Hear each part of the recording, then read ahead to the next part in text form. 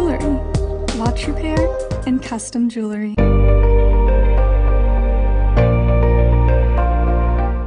Here at Hilltop Animal Health Center, our doors are always open for your animals. From your friendly pets to your large livestock, we are always happy to help. For more information, give us a call at 580-622-4088 or stop by and visit us at 5115 State Highway 7 in between Davis and Sulphur.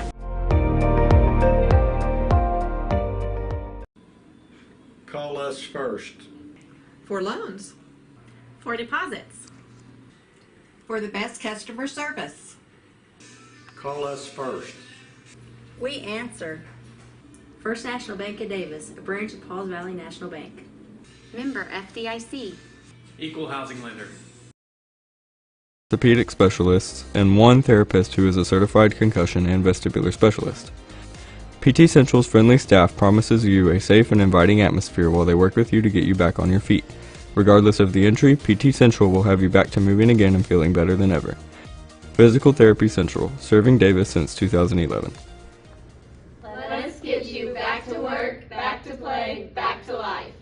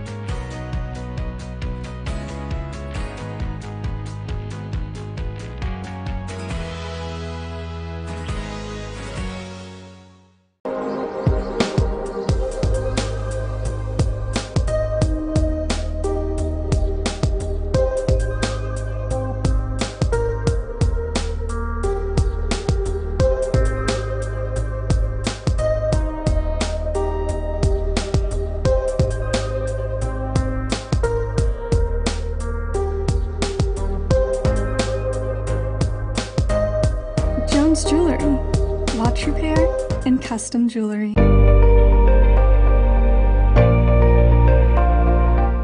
Here at Hilltop Animal Health Center, our doors are always open for your animals. From your friendly pets to your large livestock, we are always happy to help.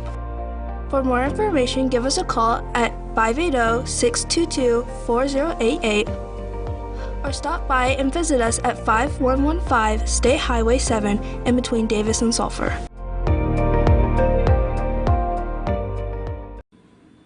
Call us first. For loans. For deposits. For the best customer service.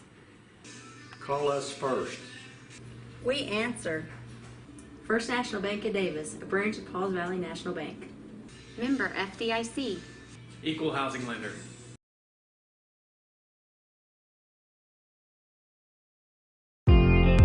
Welcome to Uptown Formal. We have a wide selection of dresses and suits that you can rent for any special occasion. We also have a variety of bows and bow ties available to go with your choice of wear.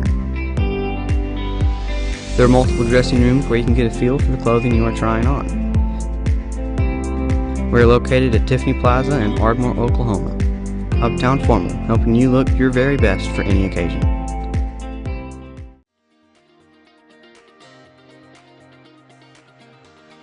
Physical Therapy Central offers the best physical therapy care, with 2 board-certified orthopedic specialists and 1 therapist who is a certified concussion and vestibular specialist. PT Central's friendly staff promises you a safe and inviting atmosphere while they work with you to get you back on your feet. Regardless of the injury, PT Central will have you back to moving again and feeling better than ever. Physical Therapy Central, serving Davis since 2011. Let us get you back to work, back to play, back to life.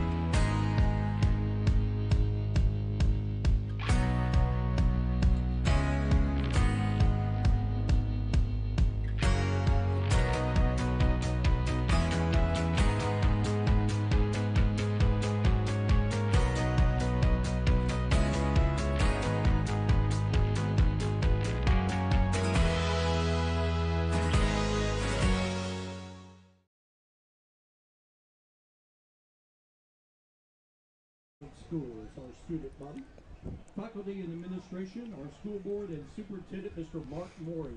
Welcome to Wolffield for tonight's game. Welcome to Wolffield. This is Brad Bentley, Bobby Alexander, and Chad Fielding coming to you live from Davis, Oklahoma. Feels good to be back home, boys. Big district game tonight between the Davis Wolves and the Holdenville Wolverines. What are you guys looking forward to tonight? Man, I'm looking forward to an exciting, intense game. I know coaches really don't want to say this, especially this early in the season, first district game, but this game could, it's 1 and 2 from last year's district. So I expect a good, intense game. Both 7-point game last year, right? 7-point game last year. Holdenville returned a few, but I think this game could play into the district championship later on as the season rolls on. Actually, 6-point game last year. 6-point game, yeah. Excuse me, I did know that. I read that beautiful stat earlier today. From who was it from? From Boyd Fulton. The one and only statistician himself. Yeah. Appreciate you like always, Boyd. He provides the great statistics we're able to use, and we'll go through some of those here in a minute. So the band is on the field. We are waiting for them to start the national anthem. When they start, we're going to cut to them, and we'll come back. So if they should start in the meantime, we will quiet down and let you guys listen to the band and do all of those things. So, again, big first district game of the year. This is we talked about it. You mentioned it earlier, but these two teams finished 1 and 2 in the district last year. Both teams with a lot of returning starters. Expect a good one tonight. Yeah, I do. Now, I'm going to go a little ad-lib just because I read this earlier today from Boyd. 7-0. 7 times meeting between Davis and Holdenville. Davis 7-0 in that, 4 times in the playoffs, right? Correct. 3 times in district play. So right now it's leaning Davis's way. Both teams 2-1. Of course, last year 32-26 going to Davis's way. So I like our chances. I think our boys are ready, but got to play the game. I think it's going to be a brutal ground game tonight. Without a doubt. Absolutely. If you saw them warming up or if you've seen film, this is a team that they want to run power at you. They want to line up double tight and run the ball at you and say, stop us if you can. So I think it's going to be a very physical game. I think you're going to see some big hits this evening. I know I saw earlier this evening, guys, warm-ups. It looks like Linville is going to play tonight. He's got a brace on his ankle. I do expect to see him. Don't know if he's going to start or not. But I envision him starting. I think that's kind of the word I've gotten from some of the – If not, though, I feel very confident with that group of quarterbacks that played last week. I'm not going to lie. The Wildcat last week and the week before against Sulphur, man, it worked. It worked. So I'm not going to be opposed to watching that. Now, here's the deal: what does the Holdenville look like on the other side of the ball? That's going to dictate a lot of what we have to do. So, hopefully we are able to force our way again. But I do expect to see Luke. But if not, Seth did a great job and Gage, for that matter. We also saw Dax. That's what I'm saying. So, there were 4 different quarterbacks you could see this evening. Now, I do know, talking about Dax being the freshman, that we've talked about for the most part, he's been the one that's been pulled up to play. We actually do have another one this week that's being pulled up to play. I don't know how much he'll be on the field, but they pulled up Landon Gibson, big-bodied guy. Maybe a slight change on defense looks. I know so it'll be interesting to see where he plays. Well, he is a big kid now. I do know, you and I call it a 5-2. Sure, right? Yeah. That's what we call it. There is boys have said that we might see a 4-4. That'd be great. Oh, my goodness. I'm anxious to see if we see that. I do know the junior high runs that. So we might see that kind of having that monster back. So I think that's where you would see Landon play. So junior high, you and I both having kids in that grade, we've got to watch Landon a lot. So that grade, usually you see him at fullback and you see him at interior linebacker. So I would imagine because he likes to deliver a hit. Oh so, he loves it. Like I said, he's a big body. So 6'1", 6'2", probably about 240 or so, right in that ballpark. So I saw him at Boomerang right before we came to the stadium. We were having a quick bite to eat, and I told him, I was like, hey, dude, if you get on the field, you got to go hit somebody. He said, I'm drooling to go do it. So I expect to see it if he gets on the field. So while we're waiting for this to happen, let's start talking about who we expect to see out here in the Jessica South EXP Realty Group starting lineup. So again, here we go. Right when we started. Right when we started. So we'll come back to that here in just a minute. So we're going to actually keep the camera on the field, leave the crowd mic on, so you guys can hear the national anthem by the Pride of the Arbuckles Davis Marching Band. Junior cheerleader Cassidy Parsons, to be followed by the playing of our national anthem by the Pride of the Arbuckles, the Davis High School Marching Blues Band. But first, our invocation. Dear Lord, we thank you for this beautiful evening as we all come together to play this game. Please watch over our players, coaches, and fans. I pray for the demonstration of good sportsmanship and good fellowship for all. Let everyone return home safely. In Jesus' name we pray. Amen.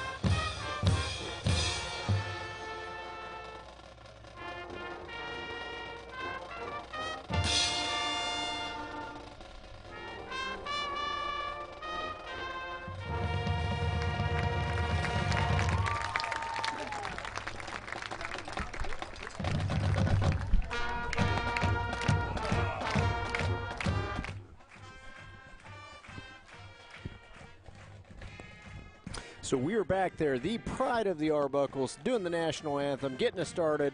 So here we go, the Jessica South EXP Realty starting lineup. And again, remember this kind of changes from week to week. So sometimes we get all the starters, sometimes we get a group of starters. So I kind of expect you'll see all of these people on offense, quarterback Luke Linville, Seth Knapp. I'm sure we'll also see Gage Kopenberger and Dax Owens probably in a relief function, but I would expect your first two are going to be Seth Knapp and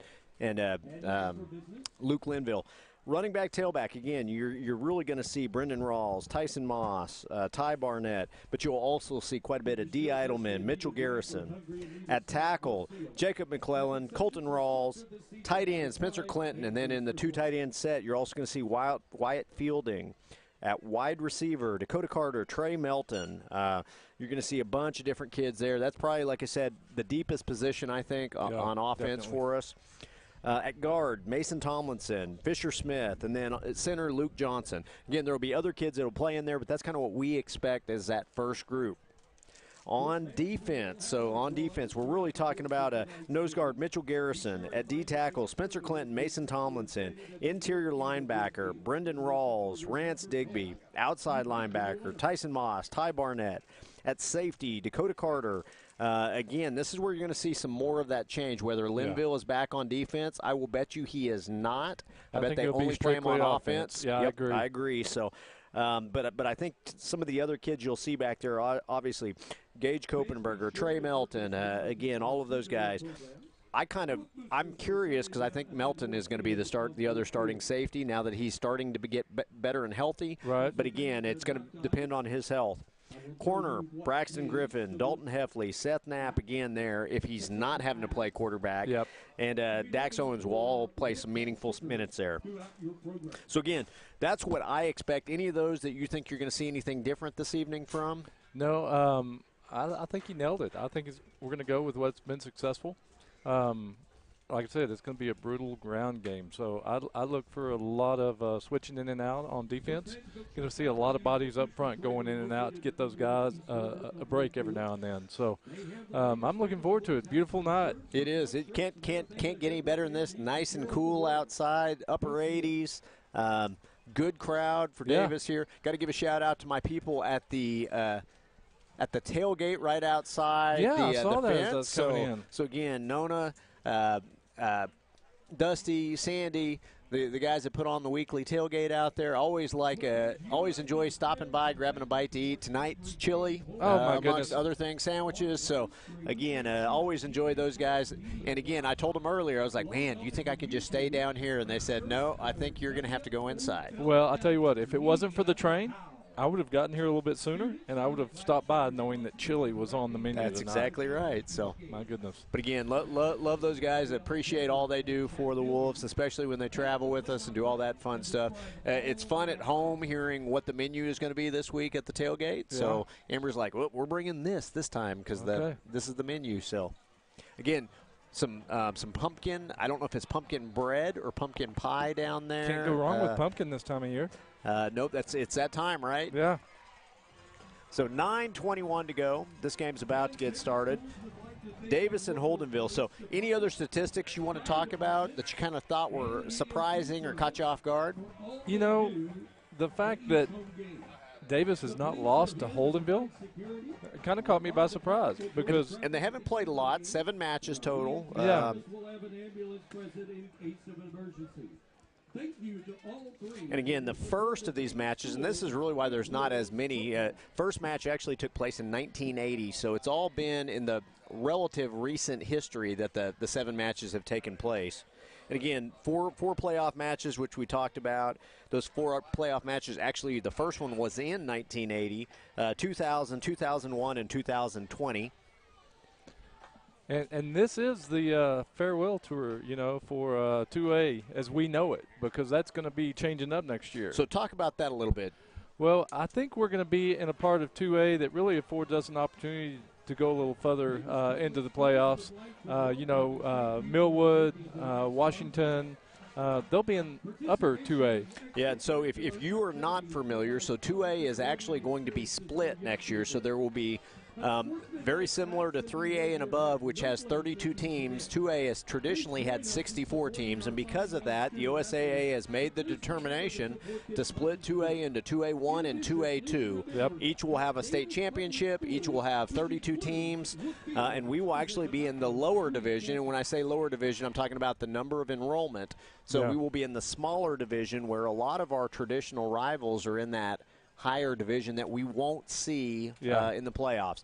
Now, a couple of the teams that we've had some recent history with, and when I say recent, mid-2000s, 2015, 2013, 2014, a couple of those teams are going to be in our division, which are Vian will still be in 2A, 2A2, or 2A1, I'm sorry. I keep getting them confused here. I can't remember. 2A2, smaller division. Smaller division, How about our division? Hennessy is another one we've had some recent history with, which will be in that division. Not going to be a cakewalk by any means, but Community probably the one that I didn't mention. I just smacked that microphone there. But the one I really didn't mention that we've had a lot of recent history with, which is also in that division, is Community Christian. Yeah, CCS. So, CCS and Rejoice Christian, which has kind of been a power in Class A the last few years. Yeah. So I think it's going to afford us some opportunities to go a little further. And, another thing, it'll only be a 5-round playoff. That's right. Or four-round playoff now. Oh, that's right. Four round and then the yep. state game. Yep. So that'll be one less. I think it is actually – I think the 4th round is the state game, because I think currently it's 5 rounds, with the 5th round being the state championship. I got you. Yeah, so I think it'll actually drop the number of games. So instead of that, what used to be the semifinal game, you'll only have 4 total rounds. So here we go. Wolves coming out onto the field here. Some new captains this evening. Let's see who we got here.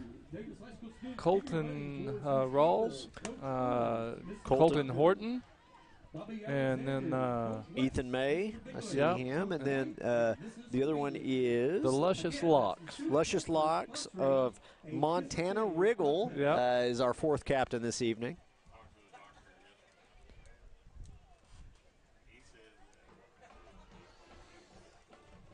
I like that Ethan's been able to kind of go out there a couple years. His season got cut short before it ever began. I know, I hate that. Last scrimmage injury, unfortunately, is where he. I think it was an ankle fracture, if I'm not mistaken. I can't really remember, but I think it was a fracture. It was a fracture. I know he had to have a procedure, I believe, to get it realigned and set. So. One of the things I've noticed looking at Holdenville is they don't have a lot of height, but they've got some stocky kids, right? Yeah, we were talking about that off the air, and we said, hey, Holdenville looks big, and when I say big, I'm not talking about tall, because there's not a lot of tall kids, but they've got a lot of kids that look like they're 5'9", 5'10", 220, 230, and they've got lots of stocky kids on that team. Yeah, and if those kids are on the line, then we're in for that ground and pound. Those are your captains tonight for the Wolves. So I was looking at their lineup here to see if it had weights and heights, and it does. And there's a lot of probably the biggest kid. They've got a couple kids that are one, and again, this is their roster. So, but it's listed as 6'1", 230, 6'1", 215. 5'10", 235, 5'10", 235, 5'11", 220. So again, you've got some stockier, heavier set kids. So what does it show for number 56? Okay, so 56 on their roster. He is showing as a senior, 6'1", 285 is what he is showing. He's a good-sized young man out there. Yeah.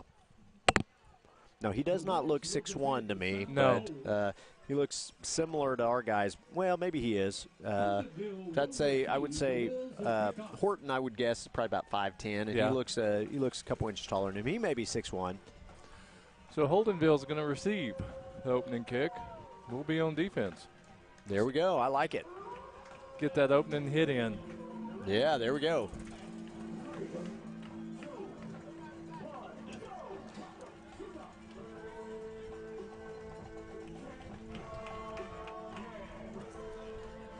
So we're listening to the new introduction. I don't know if I've heard this before, so. Yeah, Bobby did a good job with it. Yep. So putting a little more production into the going on to the field. I like it. And again, the student section is here tonight, and looks like they're here in force. A lot of them on the field, so it is neon night tonight, if I'm not mistaken.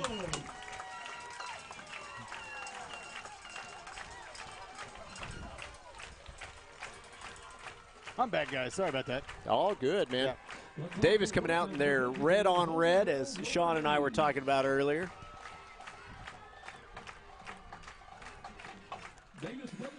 So looking across the field, looking at the number of people they have on the sidelines, Holdenville is going to have a lot of kids going both ways. Oh, yeah, without a doubt. They don't have a lot of kids playing, but, they didn't last year. If you guys remember that, that quarter, I think it was the quarterback. Can't remember if it was the quarterback or the running back, that it seemed like he got the ball a million times last year, and he was on defense too. I was like, that kid is getting wore out, but he's back.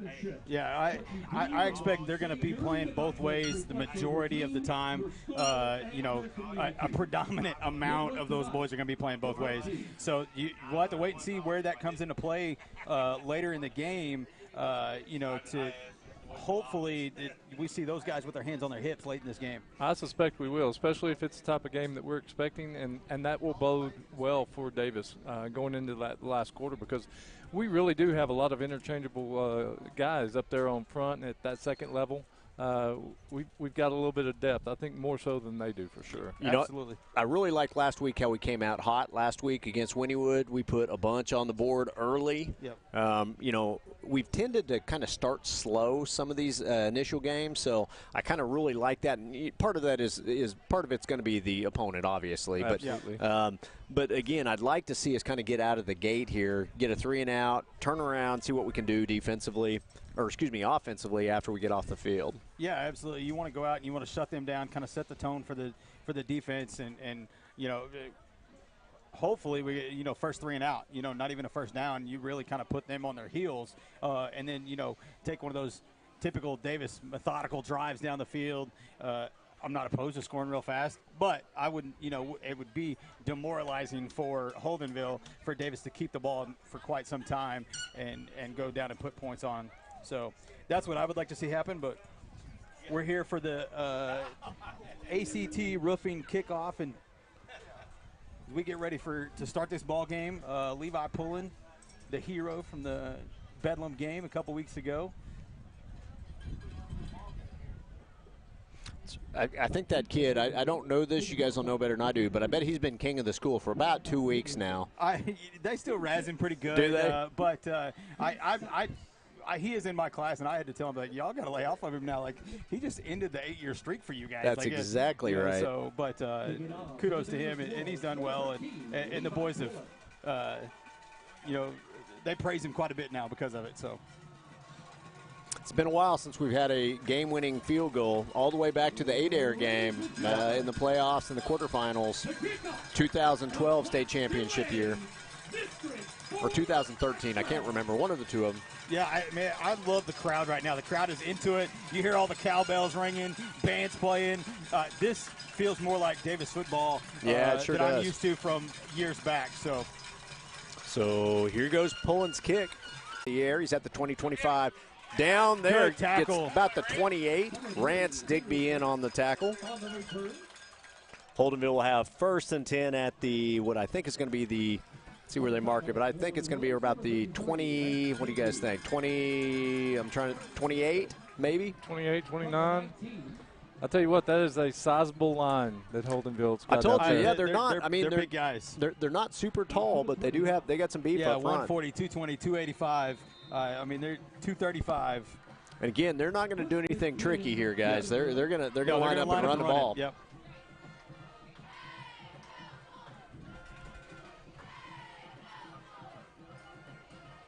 I do see. I believe that's Rylan Gomez getting out there. So we talked about kind of a different set. Here we go. Quarterback's going to keep. Oh, he's got some room to run. That's that same kid from last year. Picks up about 4 yards on that first down carry.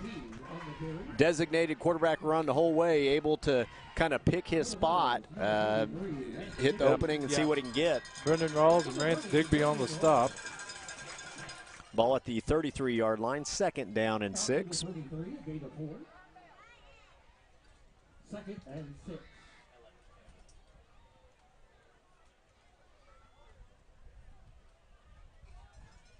So again, definitely a little bit of a different look. Wolves trying to bring pressure, brought down by Brendan Rawls, but not before he picks up a first down there. You guys could talk about the line all you want. Number 10 on the carry there for Holdenville, 5'10", 168 pounds, listed as a quarterback and defensive back. That's a big boy. So they how much? It says this roster I got here says 5'10" and 168. Oh no, he's 205, 210, easy. Yeah, he's big. So again, Holdenville not doing anything anything too complex here. They've got an overload set here. They're just going to push up front. Okay, it's more good run this time by Holdenville. Picks up about 9 on that first down carry.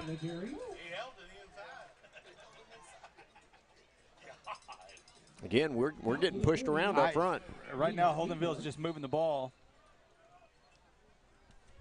Bring up a 2nd and 2 from the 48-yard line. So, again, Holdenville moving the ball quickly, 20 yards down the field already off of this drive.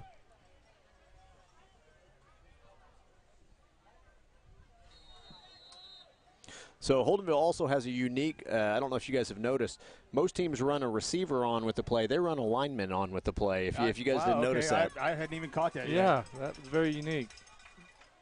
So, again, different formation. It's almost like a wing tee with two tailbacks to one side. Number 10 is going to get the ball. He's got some room to run. He's out in the open field. 40, 35, brought down about the 32. You know, I don't know if you saw that, but they had number 62 in the backfield, too.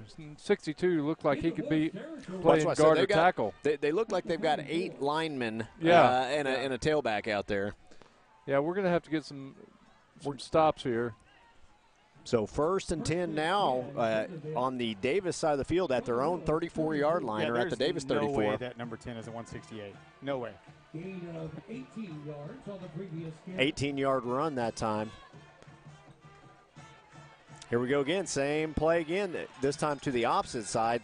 Going to pick up a good amount of yardage again. A lot of guys pulling for the Holdenville offensive line. You see that some, but not 3 and 4 guys pulling in a single play all the time.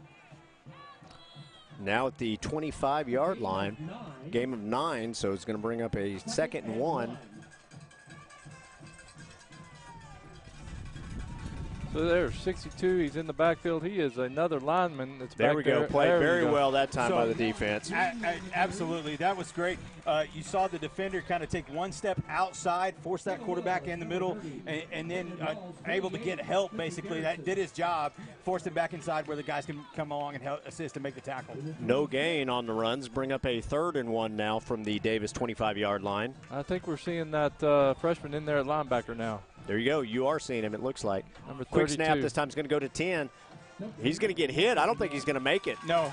He's going to be really no gain if they give him anything. Trying to see where the far side judge is. Boy, it's 4th down. He got more. Every bit of a more yard. than I thought he got, but it's at least a 4th and 1 here. Obviously, I think they're going to go for it where they're absolutely. at. So I don't see them again, thinking about anything Wolves else. did a good job of getting some penetration up front that time and kind of bottling him up, not letting him get a head of steam. So 4th and 1 now, still at the 25-yard line. I think Wolves just jumped off sides. Let's see what we got here. Colton Rawls, I think, made that jump. Getting antsy. Going to give the Holdenville a 1st down. So after the offside penalty by the Wolves, it's going to bring up a 1st and 10 for Holdenville. Gives Holdenville a 1st down. Ball now at the 20-yard line. 1st and 10 at the 20.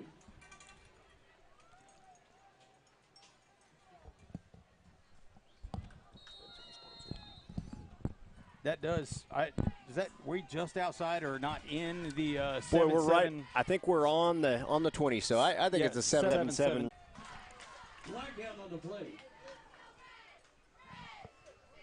Let's see what they're going to call. I would imagine it'd be some form of holding. There it is. It is a hold. We'll take yards back. I wish we wouldn't have given those yards on the 4th down, but which again, that was a good run by Holdenville, so that hurts. Yeah, it does. It takes yards. No team wants the penalties, but when you're a running team and you get forced into a 1st and 15, it obviously makes things a lot more difficult. 19. Ooh, and they're going to bring it all the way back to what looks like the 29-yard line. Oh, almost make it a touching the 30 maybe. Yeah. Yep. Inside the 30-yard line. Be 1st and 20? 1st and 20 from the 30. Seeing a little different setup. Got 2 wideouts. Yeah, I think you're going to see them see if they can put the ball in the air here, or they're going to get it out on the edge. I can't imagine they're going to take a timeout.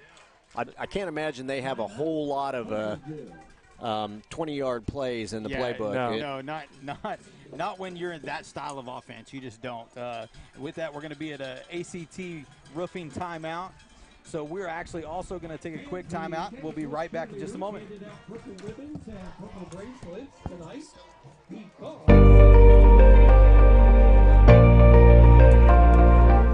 Here at Hilltop Animal Health Center, our doors are always open for your animals. From your friendly pets to your large livestock, we are always happy to help. For more information, give us a call at 580-622-4088 or stop by and visit us at 5115 State Highway 7 in between Davis and Sulphur.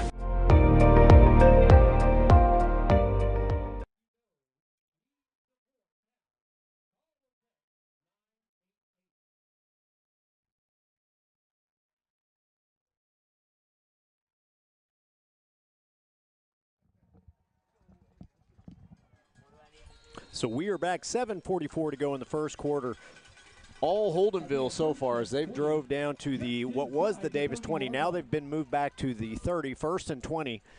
Quarterback here is going to pick up about 3 or 4 yards. Again, that's not going to be enough, but they're trying to get back to that original line of scrimmage. Give them a more manageable first down. Would like to see him contain him a little bit more, but still only giving up 3. That's not too bad when it's 1st and 20. So again, it looks like they're going to give him 5 on that. So it's going to bring up a 2nd and 15 from the 25-yard line.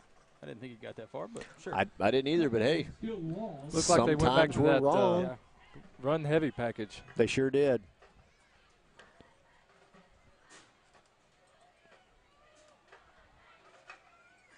Quarterback's going to keep again. Nothing.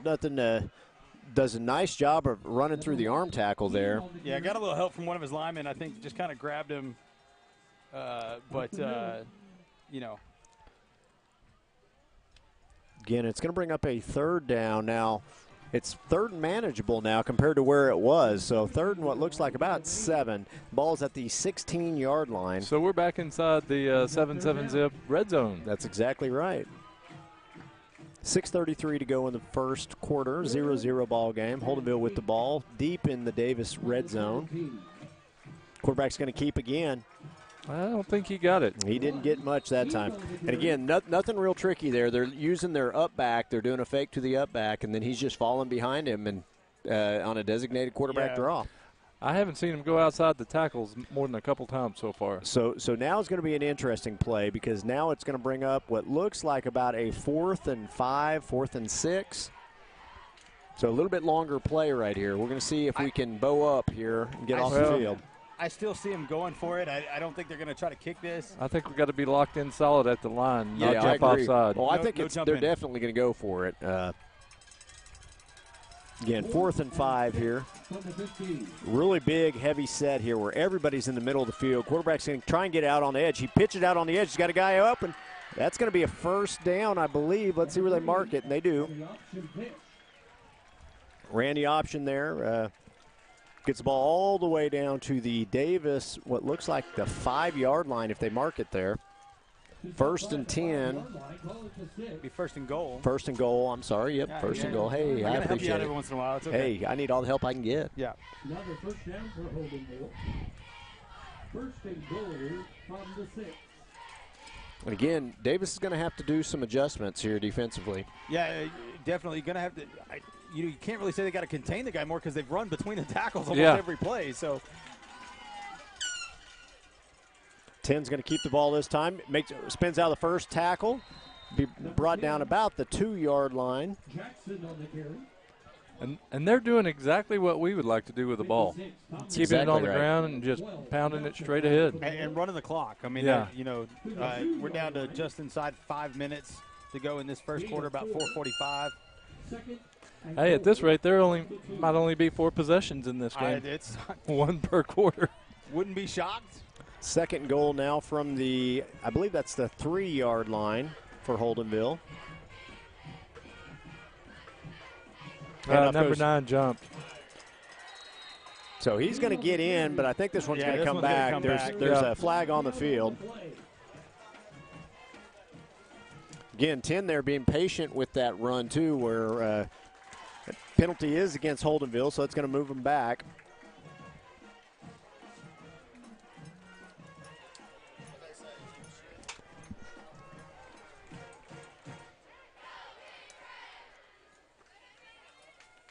They are going to call an illegal shift that time.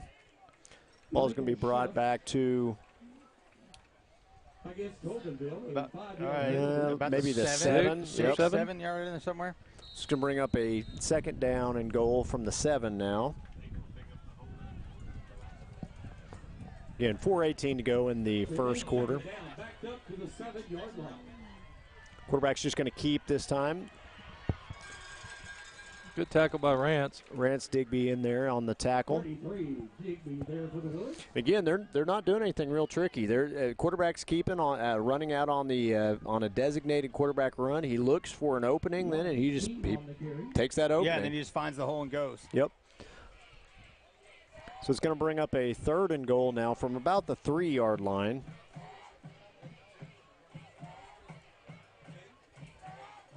Again, Holdenville in no hurry here.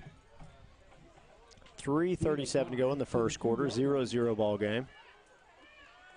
3rd and goal from the 2. So again, quarterback's going to keep. He's going to run in, and he is going to score. Holdenville is on the board.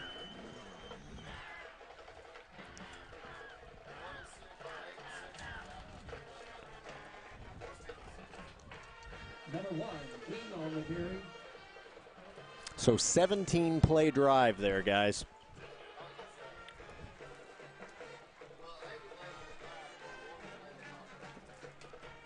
So is there the same as ours? Their song the same as ours? Yes, it is. Yeah. Wow. I was wondering, you were pointing at me, and I was like, yeah, I was like, what am I hearing? So 17-play drive by Holdenville started at their own 28-yard line. You are able to punch it in, and here they are. Looks like they're going to line up. To me, that looks like that's going to be a 2-point conversion attempt. Absolutely. Yeah. Again, quarterback's going to keep same play, same thing, and I'll tell you what, it just wasn't close. Again, two-point conversion is good, and Davis now trails 8-0.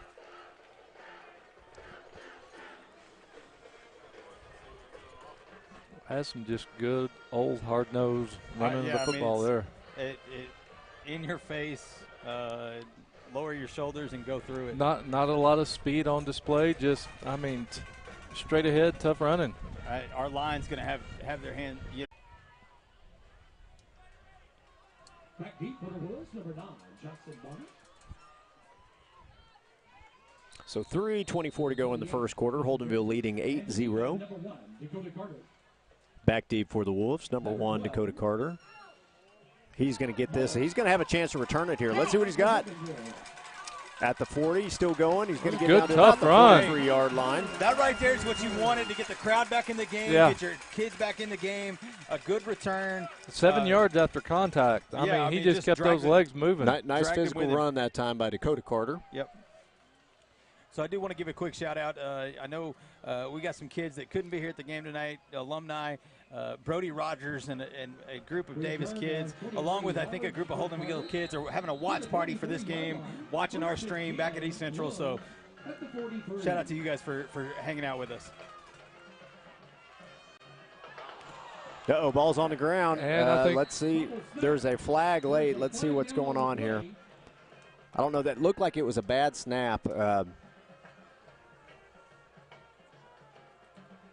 I don't know what the flag was for, though.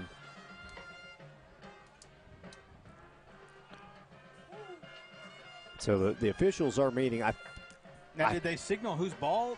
Who got the ball? I don't think they have. Looks like we've still got it because Luke's still out there looking for a play. So loss of 5 there, but I think they're going to call it. Looks like I don't know if they're saying he jumped over the offensive player is what they're. That's the motion it looks like he's doing. I don't know if that's what he's going to call or not here. They're going to wave it off. So it's going to be second down. So it will stay Wolves' ball. Okay. Second down and again second down and about 16 it looks like, or 17 here after that loss. Ball's going to be spotted at the 43-yard line. Second and 15. From the 38. Another high snap. We're lucky to get that one back too. And again, we got to get that. I couldn't tell if the snap was high or if he just misjudged it. But again, that's another one that snap goes high. Quarterback has no opportunity, and defense is on him almost immediately. Yeah, and that forces. You talked about Holdenville not having many plays for a first and 20. Davis now with a third and 23rd forever. Yeah, a long ways. So really going to have to dig deep into the playbook here for this one.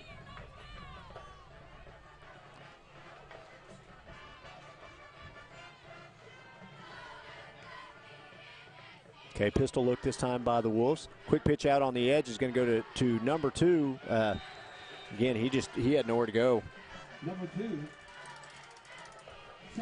Seth Knapp there on the carry, and again, I thought it might be a designated. It was a quick pitch out on the edge. I thought he was going to throw it downfield, but he did not. I don't know if he didn't have time to set and throw, or if it was a designated quick pitch all the way. But either way it works, it's going to be minimal gain, and we're going to punt here.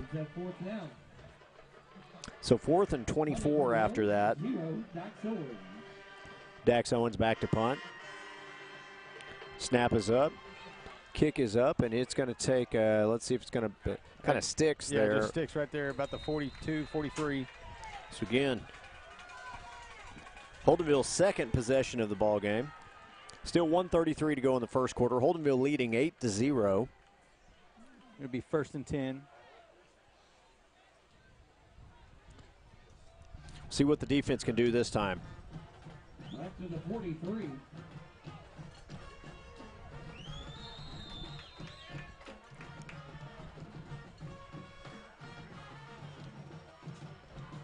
Really going to have to, seal up those holes on the interior line because, like Chad mentioned earlier, they're not running outside the tackles. They're just going right up the gut. And, that's not exactly what I expected to see from Holdenville. I expected to see outside, but not done it yet.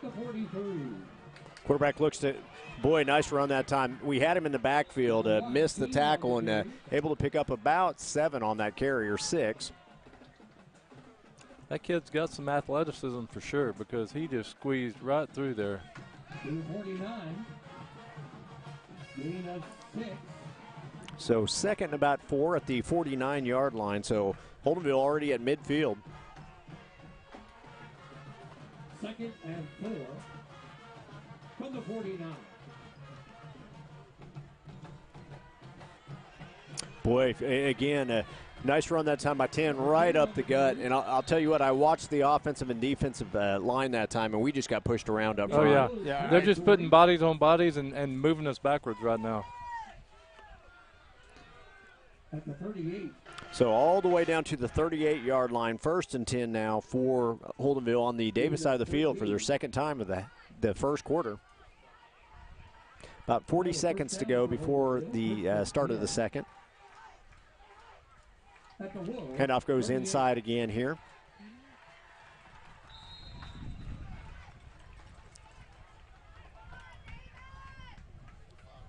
It's going to be a gain of about 6 on that carry. So we're going to go into the second quarter. Holdenville's moving over to the sideline. They're not going to try to run a play. To the 34. Yeah, it looks like they're content just, starting the clock in the second quarter. I mean, they've got a game plan. And it's been successful for them. Right now, they're just trying to run it down our throat and keep the clock running. We are 30 minutes into the game, and we're already in the second quarter. So. Yeah. So second quarter, 8-0, Holdenville leading. So. Yeah, we're going to take a quick break, and we'll be back here in just a second. Start the second quarter.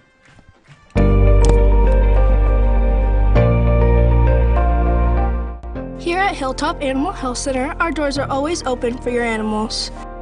From your friendly pets to your large livestock, we are always happy to help. For more information, give us a call at 580-622-4088 or stop by and visit us at 5115 State Highway 7 in between Davis and Sulphur.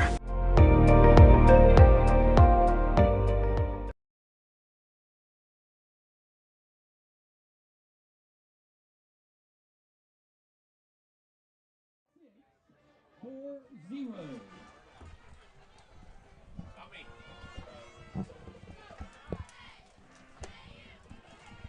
We're back, ladies and gentlemen, for the start of this second quarter. As Holdenville is going to start with the ball on the 34-yard line. 2nd and 6 for Holdenville at the Davis 34. Again, Holdenville already threatening again here. 2nd and 6 from the 34. Ball's down, low snap. Defense is able to kind of stop him right there. That's a loss of a few, which is we kind of need more of those. Yeah, you take away the snap, though. That's the first time I've seen the Davis defenders really blow off the ball and knock some Holdenville players back. So they start doing that, we'll start stopping some of these interior runs. So 3rd and 9 now for Holdenville at the 38-yard line.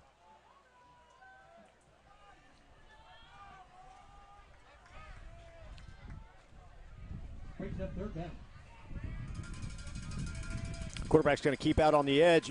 Played very well by the end. You said it right there. Again, that next play, snap of the ball, Davis is jumping off of it and pushing them back and in the backfield, and he had nowhere to go. And I'll tell you who did it, who blew that play up, and that was Landon Gibson, the freshman in there, playing on that outside linebacker on the edge. Stayed home, blew the play up. It's going to bring up a 4th and about 11 after that stop. When he got told he was playing tonight, I guarantee you his assignment was one job. Get through the line and cause havoc, and that's exactly what he did right there. So they line up in a punt formation. Now, I would be cautious here. They are going to punt. It's going to be fielded, and knee's going to be taken immediately at about yards on the carry. That was traditional Davis football. Up on the line, offensive line got a great push. Tyson found the hole, made his way through, and picked up. I thought he was like 7 or 8 yards, but they're going to say about 5. Yeah, I didn't like them. I didn't like the spot. But ball at the 15-yard line now. Again, Wolves this time are going to come back into a flex bone look and then go into motion into the traditional wishbone look. A lot of guys at the line of scrimmage, but again, nice run that time by Moss again. This time he's going to pick up the 1st down. And again, Holdenville is walking all their defenders up to the line of scrimmage basically, and they're trying to say, hey, if you can get past our line of scrimmage, more power to you. But right now, Davis has done it the last 2 plays. They have. Those are some holes just like Holdenville was creating on their run plays. So Wolves at the 20-yard line now. Flexbone look this time. Handoff's going to go to the tailback, Rawls. Rawls is going to pick up about 6 yards. And again, now we're moving a little bit, boys. They're going to throw a flag there. I didn't see what happened. Was it at the line of scrimmage or was it late? I think it was late. I'm not sure exactly what it's going to be, but personal foul. Personal foul, face mask against the defense. So again, after that run, we're going to get some more yardage here. Going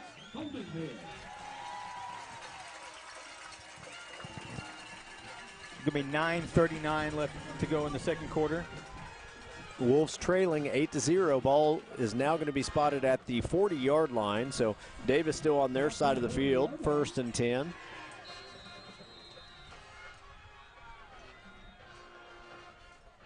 Heavy set this time for the Wolves. Handoff's going to go to Rawls. Rawls is going to make the first guy hit there. And again, I liked how we saw, I don't know if you guys saw that, some of our linemen were downfield pushing kids down the field there. Yeah, so they were.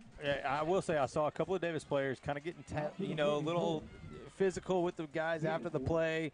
Definitely want to kind of keep that to a minimum. Don't want us to see us get in a situation we got into with Paul's Valley, where we had guys off the field because of penalties. 2nd and 6 from the 44-yard line for the Wolves. Handoff goes to the tailback underneath again. Gets upended there. Tyson Moss on the carry there. It's going to be right at the stick here. Let's see where they mark it. I think they're going to mark him about a yard short. It's going to be a 3rd and 1 at the 49-yard line. So now the Wolves at midfield. I'll tell you what, the 3 times Tyson has touched the ball, he's been good. One defender away from breaking it. Yep. He'll get there. He'll find that one spot. Hey, I think the pendulum swung. I see. We've got a little pep in our step now. Wishbone look this time for the Wolves. Handoff's going to go to number 3. Go, He's D. out in the Go, open. D. Eidelman makes the first guy miss, lowers the shoulder at the 40, comes down to about the 35-yard line. Again, he was looking for contact. Yeah, looking for contact, and that's one of those things I'll give D credit because it always makes me nervous when you get where you're bouncing off people back and forth. You don't want to see them get loose with the ball and the ball end up on the ground, but D does a great job of holding real tight on that ball. Well, those first two defenders were going for the ball. They weren't even trying to make a tackle. So flexible look this time for the Wolves. The handoff's going to go to Brendan Rawls again. Straight up the gut. Nice run that time for about 7 yards.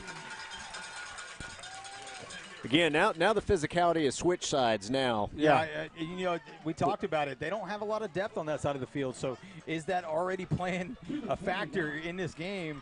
I'd say early in this game, but we're almost halfway through the first 7:43 to go in the second quarter. Wow, so I couldn't get second quarter out of my brain there for a second. It happens, man. Yeah, man, I'm getting old.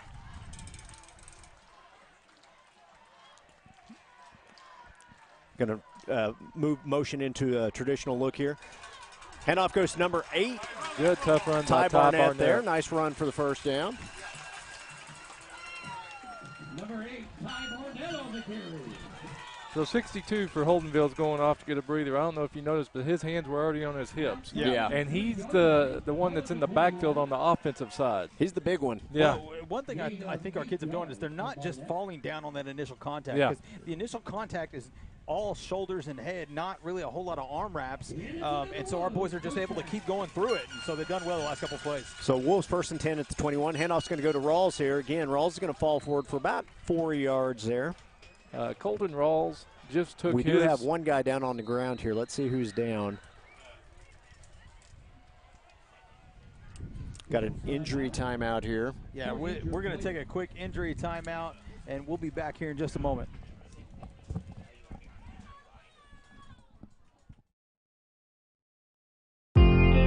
Welcome to Uptown Formal. We have a wide selection of dresses and suits that you can rent for any special occasion. We also have a variety of bows and bow ties available to go with your choice of wear. There are multiple dressing rooms where you can get a feel for the clothing you are trying on. We are located at Tiffany Plaza in Ardmore, Oklahoma. Uptown Formal, helping you look your very best for any occasion.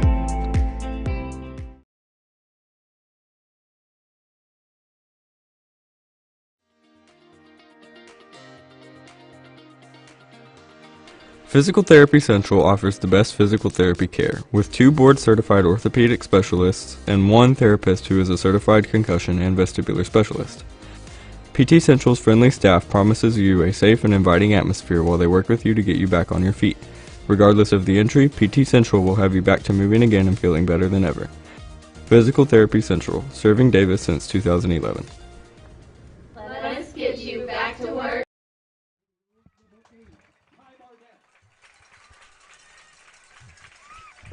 So we are back. An injured player for the Wolves on that play was Ty Barnett. It looks like he's going to be able to walk off with some assistance, which is good, because I was a little nervous. It was a little scary there for a second.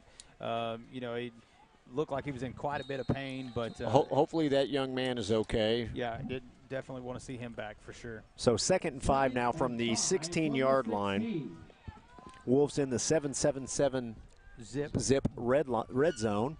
Heavy set this time. Wolves are going to hand off to Rawls again. Number 30, Brendan Rawls on the carry. Had a stretch play going on there. Again, I like Rawls, but I like him more straight ahead than I do on the stretch play. To get outside, yeah. Well, right now I think we're doing exactly what we talked about. Holdenville did to us the whole first quarter predominantly. Gashing holes up the middle. Right now that's what we're seeing with our team. I'd like to see us stay in between the tackles and keep forcing the ball right down that middle. So big 3rd down. 3rd and 2 here for the Wolves at about the 14-yard line. 6:03 to go in the second quarter. Option out on the edge. Number 2, Seth Knapp, trying to break a tackle, and he does. He's going to pick up the first down. It's going to be close. It is close. I think he got it, but it is. He did a whole lot of running for not very much yardage there. They're going to say 4th down. They are going to. So they're going to mark about a yard short. Yep. Right up the gut. Let's go for it. Yeah. I don't want to. I don't want to go outside. Let's keep the ball in. Momentum's are going our way right now. Their hands on their hips. I think right up the middle, and we go get this one. 4th and 1 for the Wolves at the Holdenville 12-yard line. Wolves trailing Holdenville 8-0. Let's see what we got here. Looks like be a timeout. Timeout, Davis. So with that, we're also going to take an ACT roofing timeout. We're going to leave the camera on the field, but we're going to take our headsets off, and we'll be back here in just a second.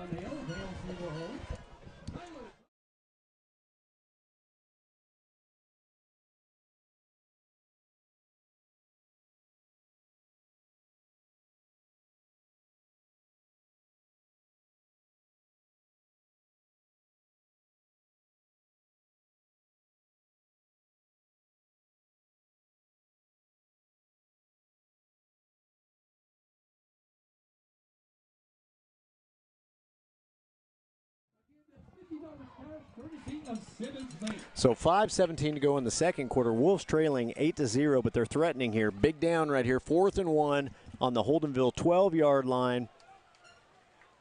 Again, I see Ty down on the sideline trying to run that out, so that's a good sign. Yeah, moving. Because guys, I don't know about you guys, but when he went down and the reaction kind of sucked the air out there for a minute, didn't it? It looked really scary. So glad to see him up moving around. So 4th and 1 here. Heavy set for the Wolves. Handoff's going to go to Rawls. He's going to pick up that first down. And again, that's what I wanted to see right there. I didn't want to see anything tricky. I wanted to see us line up either in the wishbone or a heavy set and run the ball right at him. First down. Now, we didn't pick up a whole lot on that. It's going to bring up a 1st and goal at the 9 now for the Wolves. Gain of 3 on that run. And it's into the Wolves. First down. I suspect we will be keeping it between the hash marks. I think you're probably right. Well, they've got so much speed out on that edge. Yeah. So double tight. Double tight this time. Heavy set again. This Wildcat. time Wildcat with Rawls going to take the ball himself. Oh, there you go. He's going to get in. That's a touchdown, I think. They're They're going to mark him at the mark him at the 1. one. Nice, about 8-yard carry that time on the direct snap to Brendan Rawls. The Ottoman coming up kind of limpy. Jackson Bonner is going to come into the game. So 2nd and goal for the Wolves at the 1. 4:23 to go in the first half. Wolves trailing 8-0.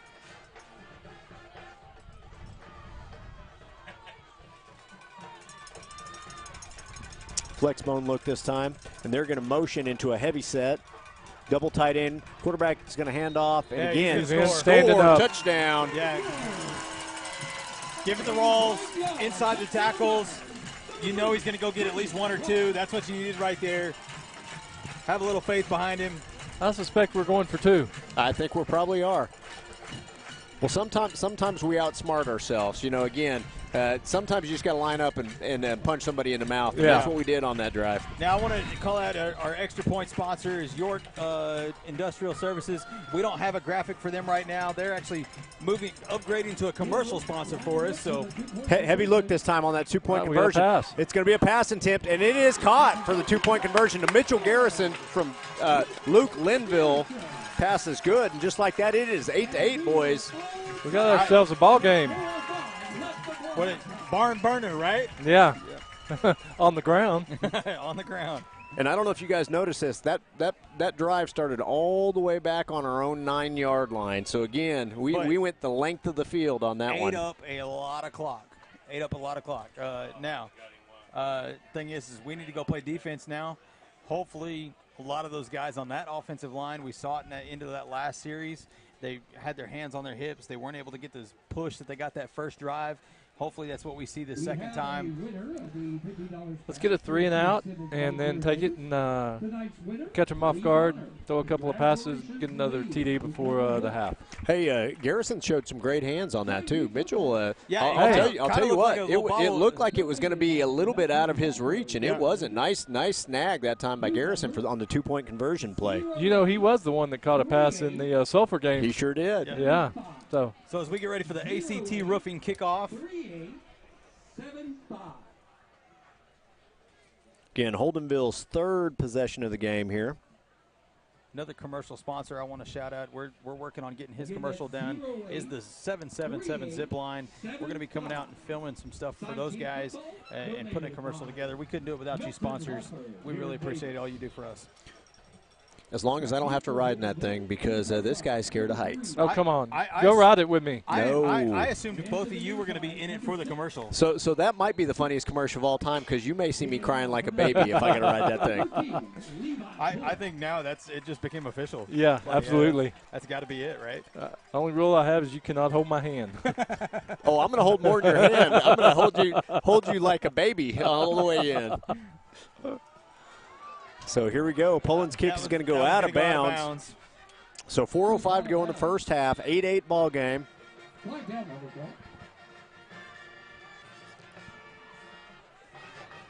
I see Landon Gibson going back out. Want him to go out and cause that havoc up front. Well, I think you've got to play him a little bit more now too. We probably brought him up at the right time with Barnett kind of dinged up. You know, at that outside linebacker, you're going to have to roll him into that outside linebacker opposite Moss. And it looks like they're also playing Bonner out there. And Brendan Pierce is in there at linebacker as well, I believe. Who's played well thus far this season. So. Yeah, actually right now they've got Gibson at middle linebacker. Yeah, I think you'll see him move around a lot and kind of see where they line up, and then he'll move, playing that kind of monster role. Okay, yep, there he goes. He's going to get on that outside edge again. See what we're going to stop the clock here. Official timeout here. Equipment malfunction. Looks like they're going to make him go off the field. Somebody's going to have to come in and replace him. Or let's see. Yeah, there we go. Look, fans, keep out your tickets. Keep your tickets out. We'll have another drawing at the next break. This time $50 cash, courtesy of looks like they may put a 44 on a 44. There you go. Maybe not. A lot of different kids playing up front today. A lot of snaps, and they're going to have to keep that up. Again, quarterback's going to keep. Pretty good job of bottling him up. Nice job of that quarterback. Just kind of he did that on his own. 44 on the tackle. 44. We know that guy, don't we? Yeah. He finally got in on the tackle. At his defensive tackle position. Yeah. It's not hard to spot him down there. He stands about 3 inches taller than everybody else. The ball's going to be at the 38-yard line now. Second and about, I want to say about 7. 6, second and 7. Quick snap that time is going to go to 10. 10's going to run into his own guy. Again, that kid's not real fast, but I'll tell you what, he does a good job of running with the ball. And he's shifty. I mean, he can move laterally quicker than he can forward and backward. Kind of reminds me of that Kentucky quarterback a few years ago. Can't remember his name now, but he was a bigger guy, but, man, he played quarterback well, threw the ball well, ran the ball well. Talk about Jared Lorenz. That's him. There you go, man. Just ask. I'll help you. Yes, I appreciate that. Okay, 3:02 to go in the first half. Holdenville with a 3rd and 2 at their own 43-yard line. Third down, 3rd and 2 for the 43. Handoff's going to go to number 9, and again, we got a flag down here, I thought. Yeah, it's at the line of scrimmage, so I don't know if it's going to be offsides. I think it's going to be offsides, but I don't know if we were in the neutral zone or if it's them. Let's see what we got here. They did pick up the first down, but I think it's going to be moved back. It looks like they're going to call it against Holdenville. False start. Gain of 3, but a false start there's going to move the ball back.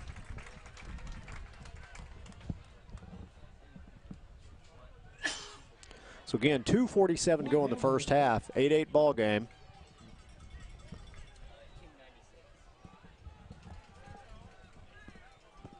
So they're going to mark the penalty yardage off here, and it's going to be a 3rd and longer now for the Wolves. Or for the Wolverines. Hey, man, it started with a W. It's kind of. I appreciate the help. It's 3rd and 8 now. I always think of Red Dawn when I hear Wolverines. This is true. I almost screamed it there. You'd be glad I held off. It was hard. Third down. So 3rd down this time. Quarterback's going to look to, again, let's see what we got here. They ran the clock down to by Holdenville. So again, ran the clock down to 2:28, and I think they're deciding at this point. They're like, hey, either we're going to pick it up or we're going to run this clock out because we don't want to give the Wolves very much time before half. Now the Wolves were able to drive down the field. They want to keep the ball out of their offensive hands and not give them a chance to go score again. But I was just informed. I said that was a few years ago. That was like 15 years ago, Which apparently. The Wrens. Oh, yeah, okay, yeah, that sure. was 15 years ago, so I appreciate It's fairly that recent then is what you're saying. Yeah, like thanks for making me feel way older than I already felt. So, am I correct? Davis still has 3 timeouts. I believe we have taken one. We did take one. Okay, so we've got 2. We could, if we hold them here on this 3rd down, we could call a timeout if they try to run the clock off. Save one and try to go down the field and get a score. Absolutely. And if we're unable to do it, we do come out after halftime with the ball. Yep. And I think outside of that first drive, the pendulum, like you said earlier, has swung Davis's way quite a bit now. So there's definitely been a shift. You can watch it in the linemen as they go up to the line of scrimmage. Davis has just got a little more pep in their step. They are looking to hit somebody now, and Holdenville already looks tired. Well, and hopefully that will continue in the second half. Because again, teams are just going to get tired, or more tired as they have more plays brought in. So 3rd and 8 this time for Holdenville. Quarterback's going to roll out. He's looking to pass downfield this time. He's got a man open, but it's incomplete. No, incomplete. I don't think he gets the first down anyway, but it might have been closer. And again, what they did there is they actually stopped the clock for us. So saved our timeouts. Conserved our timeout for us. So 4th and 8 now. So they're going to punt from their own 38-yard line. The Wolves will have the ball here. I wouldn't mind seeing a 30, 40-yard return here by DeCarter. Let's see what Dakota Carter can do here with maybe he can get a good return here and set us up. Punt's going to be fielded by Carter. Carter's going to take a knee there. Knee down when he it looked like he was slipping there. I don't know if it was intentional or not. Because it was kind of a line drive kick end over end, which made it a little tougher to catch. So I think he was kind of falling backwards a little bit. So Davis defense playing better. Last 2 possessions for Holdenville, both ended in a punt. So Davis will now take over at their own 29-yard line. I definitely like to see us stay between the tackles right here. Because we were picking up good yardage in between the tackles. So I'd like to see us stay right there.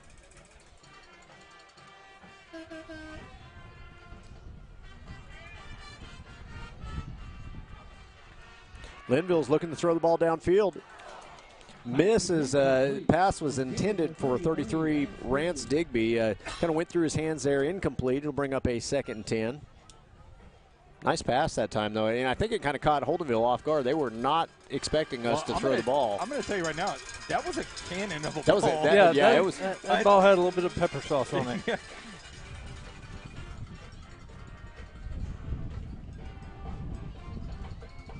Well, the one thing Linville does have is, and he's got lots of good things, but one of the things he has is he's got a cannon for a hand or an arm. Yes. Straight handoff up the middle this time to Rawls. Going to pick up about 6 yards.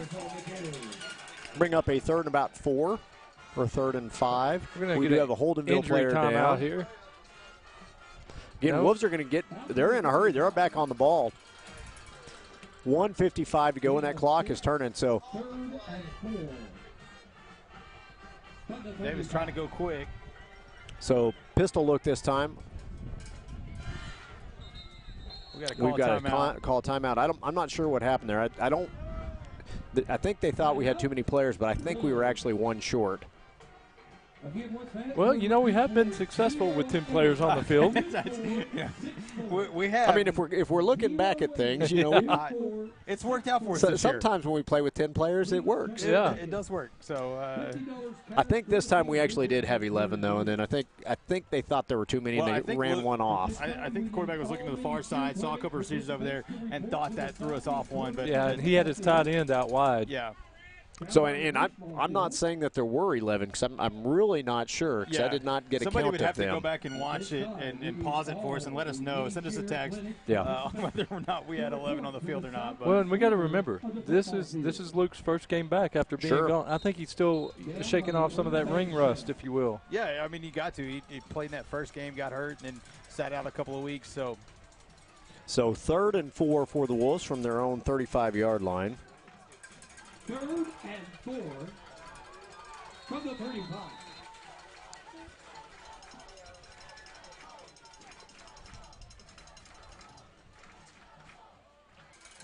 Quick pitch out on the edge. It's going to go to Rawls, and it's going to be short. Gain of about, it looks like they're just going to say he got back to the line of scrimmage there. It's going to bring up a 4th and 5. Again, 1:39 to go. Oh, it was way more than that. What type of spot is that? I don't think that was a good spot, but I don't know how much more it was before he went out of bounds. But it's going to put the punt team back on the field. So Dax Owens back to punt. Holdenville is not going to line anyone up back, so they're just going to let us kick this one. So hopefully we can get a good punt off. Try and probably bring some pressure here, I would assume. Good snap that time. Holdenville looks like they're going to block. There is nobody back to receive it, though, so we're going to let that one roll to his stop at about the 35-yard line. Holdenville will take over after the Davis punt. 1:27 to go in the first half. 8-8 ball game. Well, I got to tell you, when Dax got that ball, I looked downfield. Spencer Clinton didn't have anybody within 15 yards of him. I thought, oh, my goodness, we did a fake. We're fixing to throw the ball. And they faked you out. And they faked me out. But Spencer, seriously, there was nobody around him for 15 yards. I'm sure the coaches did see that, so I would not be surprised to see us go back to that because Dax can throw the ball. Yeah.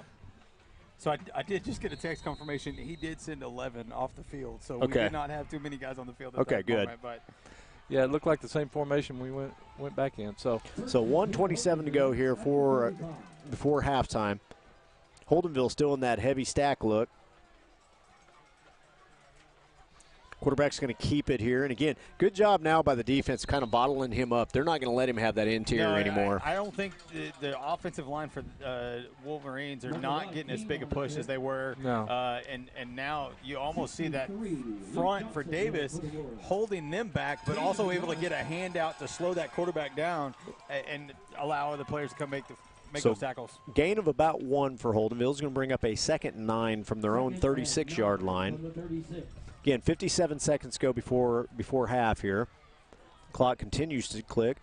10's going to get the carry here, and he's going to pick up some good yardage. It's not going to be enough for a first down, so that clock's going to keep going unless they call timeout here.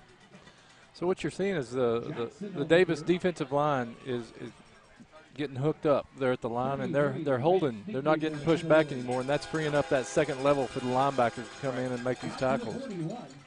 3rd and 4 now for Holdenville at the 41-yard line. Again, under 30 seconds to go before halftime. Holdenville in no hurry here, so we'll see if they're going to put one up in the air. And again, looks like they're going to give a little option, or excuse me, a little quick pitch out on the edge there with some lead blockers for a sweep. And I think we're going to halftime. Yeah, they're going to call timeout. Oh, wow. So it looks like they're going to try and take, I'm assuming they're going to try and take one shot at the end zone here. They're going to have the ball on their side of the field at the 47-yard line. Yeah, I would imagine they're going to put the ball in the air right here, and just try to get lucky. But I would imagine we'll see a couple of guys back deep. So they haven't tried to throw the ball very often. I just remember that one pass attempt. So we'll see if they try and go downfield this time.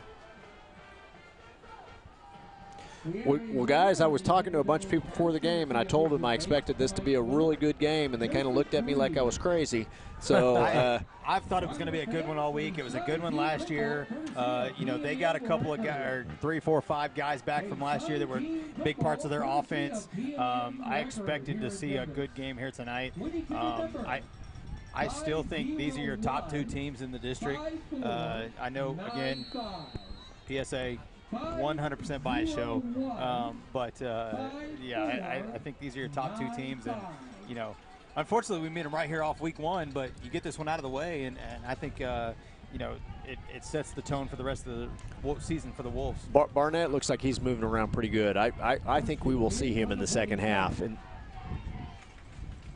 so quarterback's just going to keep here. They're not going to put the ball in the air, and he's got some room to run. He's going to pick up a first down. He is still on his feet. He ran out of bounds. Late punt, late hit at the end there too, unfortunately. There is 5 seconds left to go. They're going to have a shot to get it in here. Yeah, they're going to if this is going to be a penalty on the Wolves, it's going to not only they're going to get the clock stopped, but they're going to get another 15 yards on top of that and really give them a good shot right here late with he went out of bounds at about the 35-yard line. 34 here. Personal foul. So again, they're going to have the ball at about the 20 here with one shot because it's 5 seconds to go before halftime. From where he's standing, it'll probably be right at the 19. 19, yep. So we're going to be inside the 7-7-7 zip red zone where we didn't want to be to end this half. On the opposite end. Yeah, exactly. Again, Holdenville trying to get that momentum back going into halftime. Well, they got one chance here. Here it is. One play. Need to be smart with our D-backs.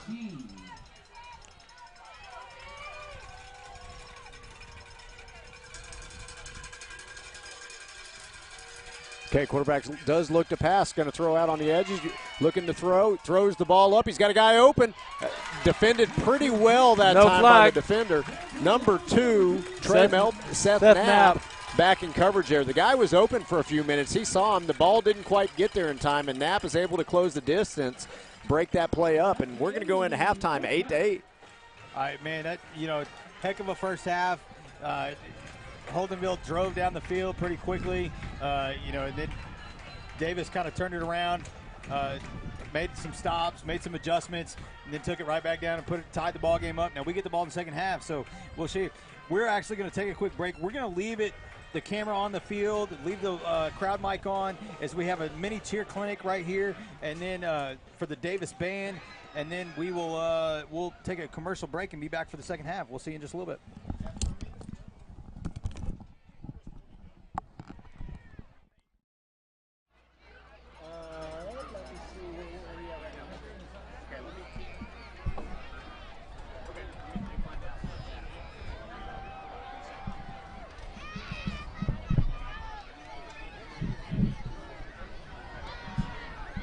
Wolves fans, the Davis Wolves cheerleaders this week held a clinic for mini cheerleaders from pre-K through 4th grade. They had 82 girls participating in this week's clinic.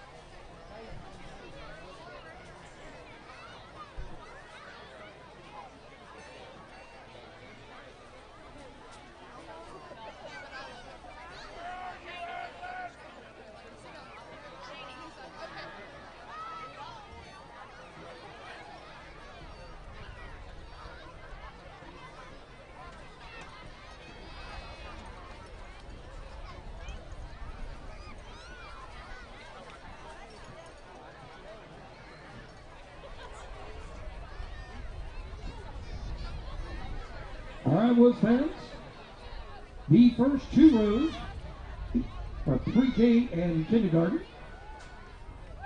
The 3rd row is first and second grade, and the back row is the third and fourth grade.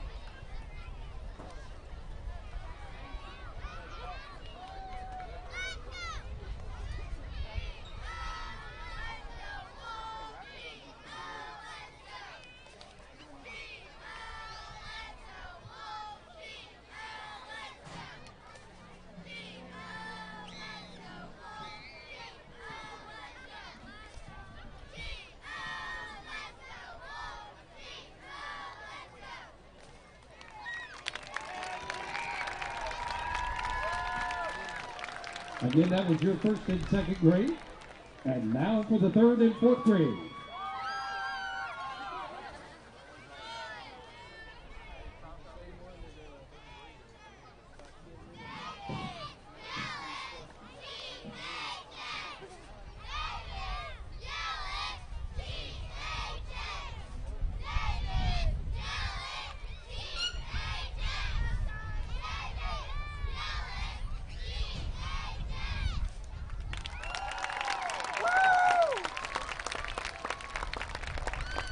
Third and fourth grade.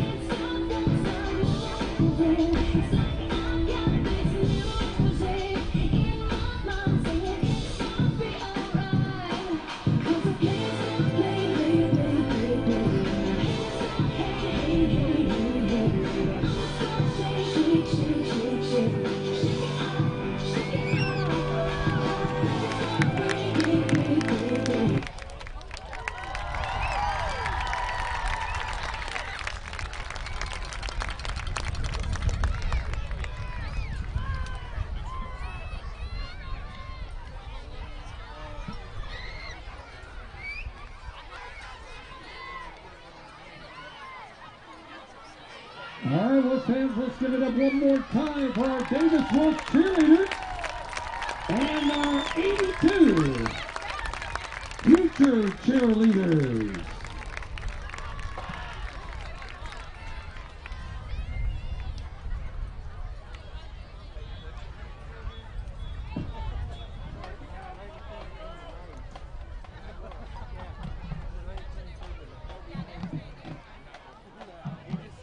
Ladies and gentlemen, entering the field for the West Sidelines, Davis School proudly presents the pride of the Arbuckles, the Davis High School Marching Blues Band. Under the direction of Band Director Blaine Bickler, assisted by flag coach Heather Rogers, drum majors Ava Mann, and flag captain Jason Key.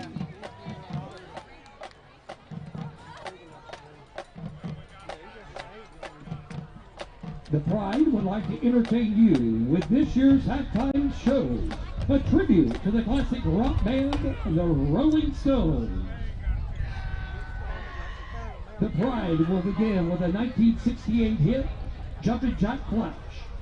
Then they'll move to the 1969 single, Honky Tonk Women. And finally, we'll close with the iconic classic rock hit, I Can't Get No Satisfaction. Drum major, is your band ready?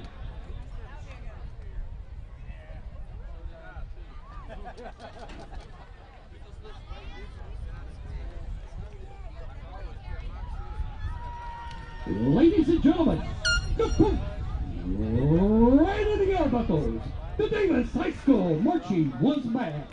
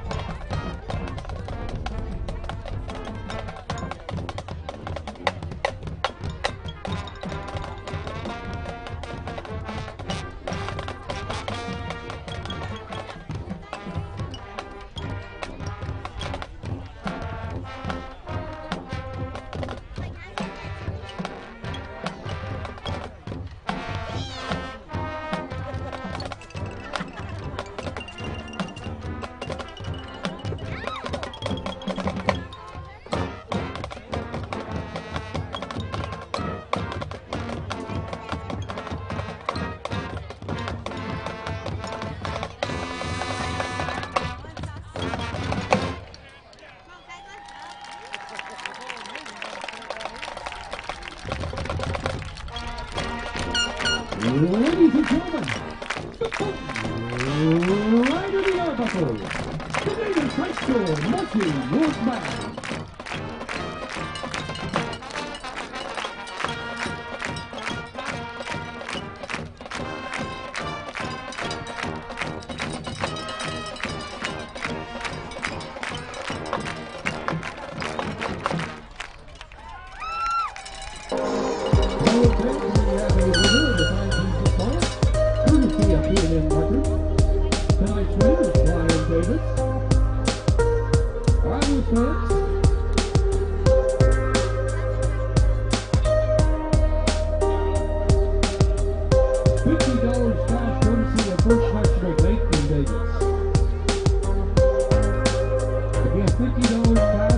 Jones Jewelry, watch repair, and custom jewelry.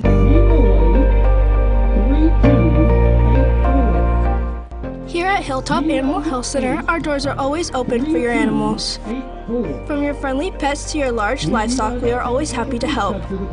For more information, give us a call at 580-622-4088 or stop by and visit us at 5115 State Highway 7 in between Davis and Sulphur.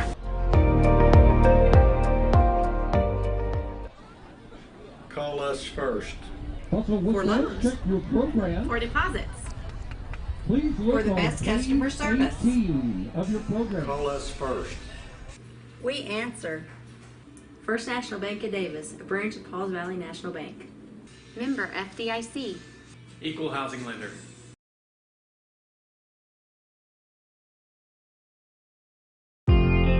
Welcome to Uptown Formal.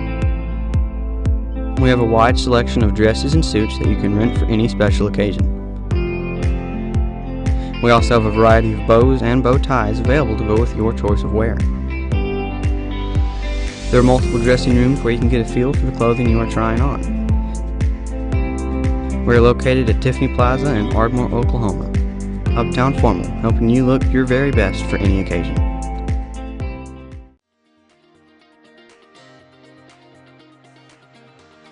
Physical Therapy Central offers the best physical therapy care, with 2 board-certified orthopedic specialists and 1 therapist who is a certified concussion and vestibular specialist. PT Central's friendly staff promises you a safe and inviting atmosphere while they work with you to get you back on your feet. Regardless of the injury, PT Central will have you back to moving again and feeling better than ever. Physical Therapy Central, serving Davis since 2011. Let us get you back to work, back to play, back to life.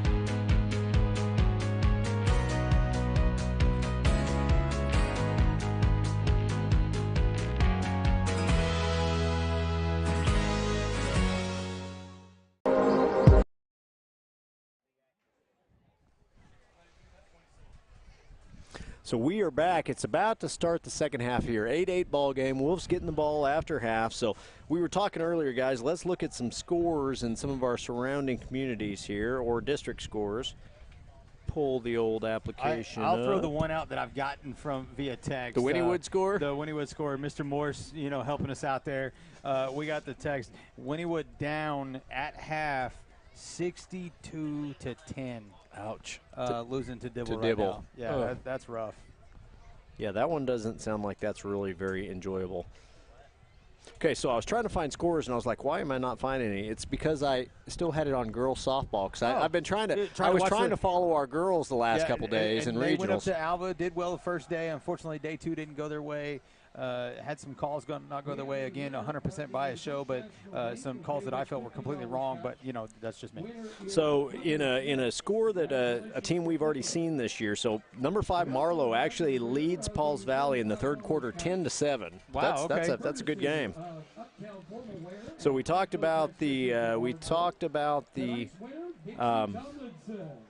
score earlier, the Wynnewood score. So Comanche and Lindsay, 53-7, Lindsay leading there. Colgate leading Marietta 34-3. I'm seeing any of the other ones in here. Kingston and Atoka, this one's I thought would be interesting. Kingston leading 27-0 in the second quarter. So, again, Kingston is another team that I think will challenge this year. I think that's probably, if you're looking, I think Kingston, Atoka, maybe in that, next range. Now, I haven't seen Atoka, what they've got this week, but, Kingston's going to be right there in that mix for sure. And we're playing in Atoka this year on a turf field. Yeah, on a turf field, so that would be something new for the boys. Lexington leading Tishomingo 12-8. 7-2. We go to Lexington next week. Washington all over Frederick, so that's one I was kind of curious about. So 42. It's showing it as final, but I can't imagine it's final unless it started early, but it's showing it as final 42-7. Oh, wow, that would be really fast. That's kind of what I'm thinking. I don't think that's right, but let's see if we can find a Sulphur score real quick here. Sulphur is got Dixon 38-0. 38-0. Wow. At halftime.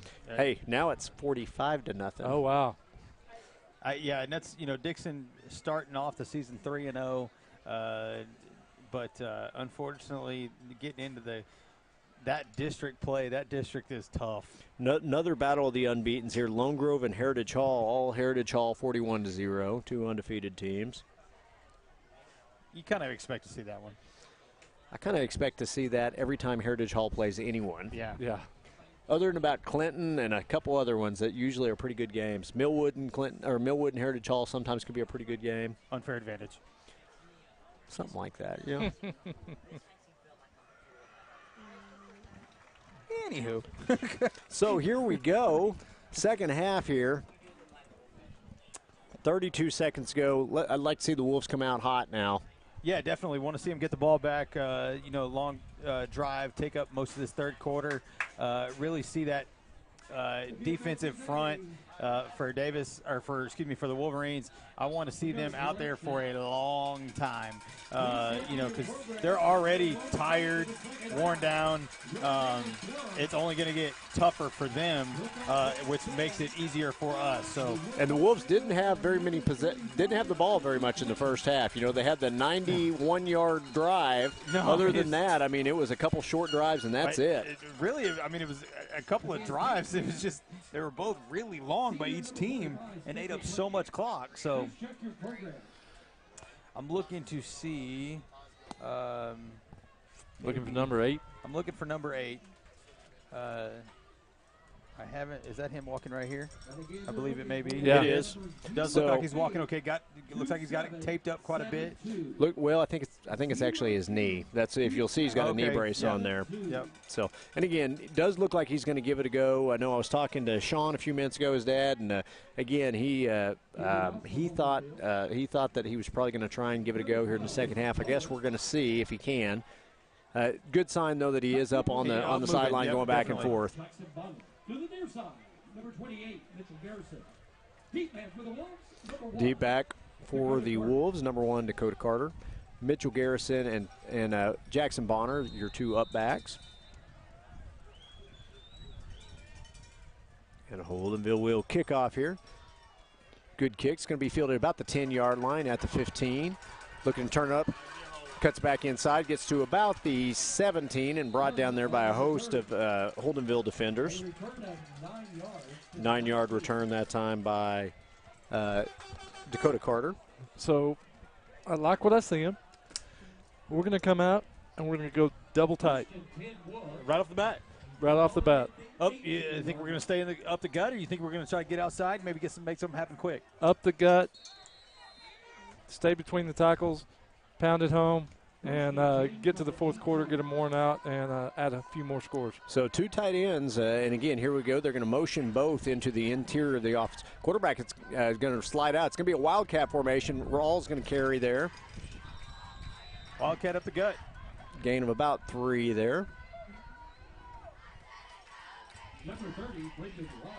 Again, quarterback Luke Linville there kind of went into motion out of the backfield. Wildcat direct snap to Brendan Rawls. Goes forward, picks up about 3 yards. I don't know if it's me, guys, but it looks like that front for Holdenville, it looks like there's some different kids up there, too. Maybe I am seeing something different. Probably trying to get some new kids up there, get your other guys some breathers. But heavy look this time for the Wolves. Handoff's going to go back to Rawls. He's got some room to run. He's going to pick up about – to be right short of the first down. Oh, they're going to give it to him. They're going to give it to him. He got past the line. Yeah. Okay. First down for the Wolves. Shout out to the chain crew across the way. That's exactly working right. every game. The Bumgarner brothers. I'm not sure. I don't remember who the other one was, but. Hey, you can just make it up. We'll know. Ball at the 29-yard line. 1st and 10 for the Wolves. Again, two tight end set. Heavy set this time. Wildcat. Garrison and Wildcat again. Rawls is going to take it back to the opposite side. Oh, my goodness. One person. Lowers the shoulder and, again, pick up about 7 on that carry.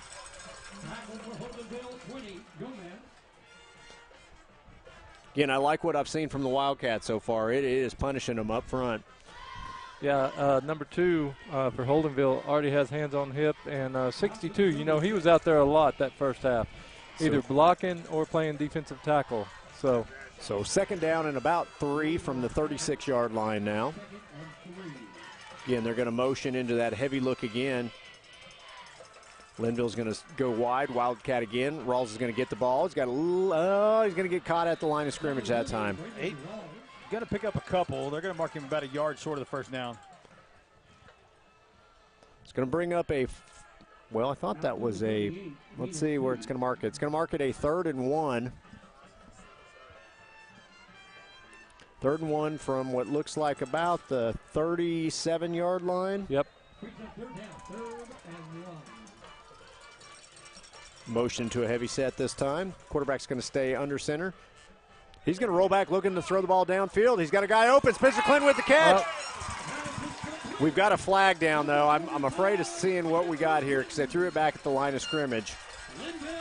Nice completion from Luke Linville to Spencer Clinton. About a 25-yard pass, but again, it looks like this one may be coming back.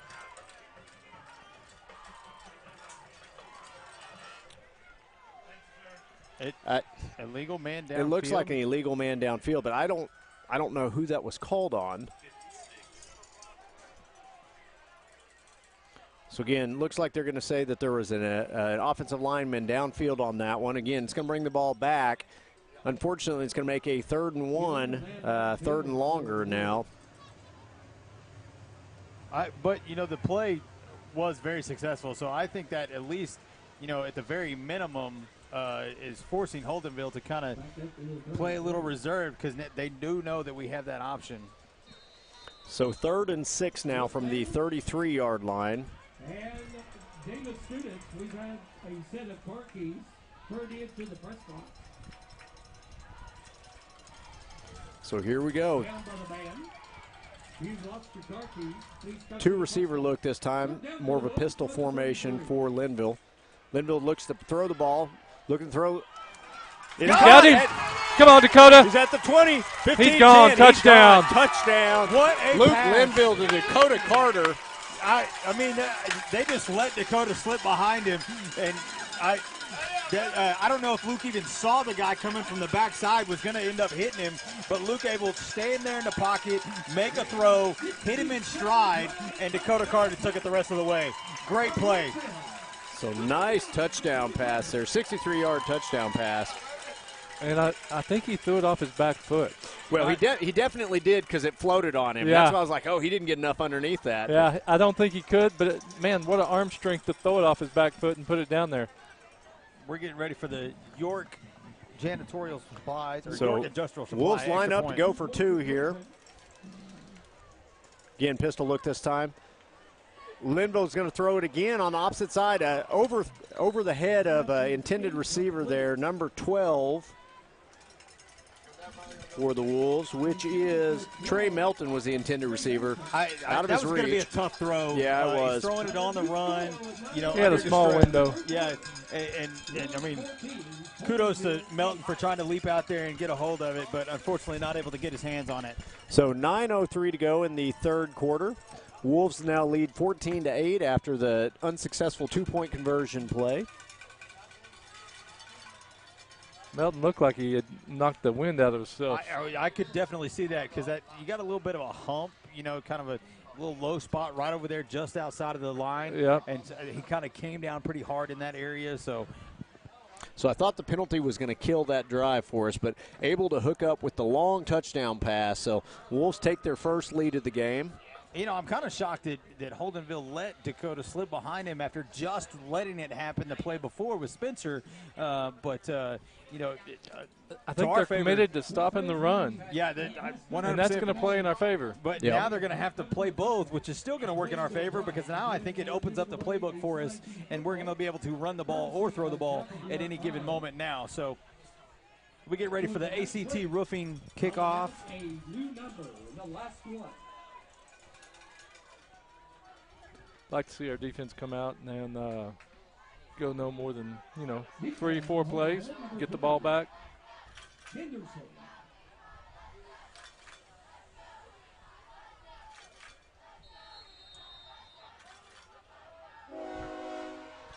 Kick team out on the field here. Kicking off the Davis Wolves, number 13, Levi Pullen. Levi Pullen to kick.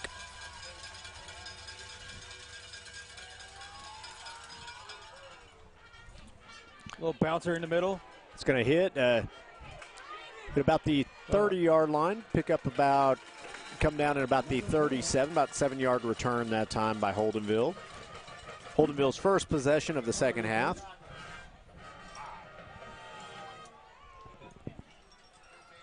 So I did find out from the play earlier where we talked about Spencer being wide open on the punt. Spencer's the deep snapper. That explains it, yeah. That explains why he was so wide open. He can't, unfortunately, cut the ball at that play. But I did remember that Mav telling me that Spencer was going to be doing some snapping. Late substitution that time by the Wolves. Able to bring down a nice stop that time, playing a guy short there. Gain of about 6 on that first down play. Number 9, Carter on the carry. Second and 5, right? Ball at the, what looks like about the 42-yard line, 41-yard line, right in that ballpark. Second down and 5, second down and 6. Quarterback's going to look to keep it out on the edge. Again, he's got some room to run. He's at the 50. Goes out of bounds at about the, let's see where he stepped out. Stepped out at about the 40, what looks like about the 44-yard line on the Davis side of the field now. Different look that time by Holdenville. They actually put one of their running backs into motion as a lead back for the quarterback there, and then they rolled the quarterback to that same side. 13-yard run there. It's going to bring up 1st and 10 at the 44-yard line for Holdenville. Again, here we go. 10's going to get the ball. He's going to be bottled up that time. We got a late flag. I don't know if that is a face mask. Yeah, so I think you're going to see a face mask. It looked like some fingers may have grazed the mask. So I definitely can see that being called. I don't know if it's face mask or a hold. It was thrown right at the line of scrimmage there where what was going on. So Holdenville's backing up. They are going to call holding. So, like I said, it was right at that. I can see it going either way.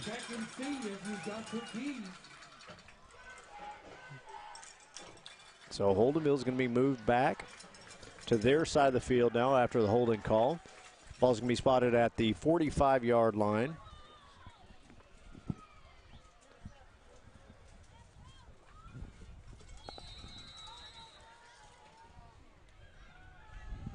So here we go. First and about 20 from the 45. Back at the Holdenville 46-yard line. Quarterback again out in the open field. Boy, that kid's dangerous every time he touches the ball. Short gain that time. We're going to have an injury timeout here for a second. We have a Holdenville player down on the field. Officials timeout for an injured player. We're also going to take a quick break. This will be a ACT roofing timeout. We'll be back here in just a minute.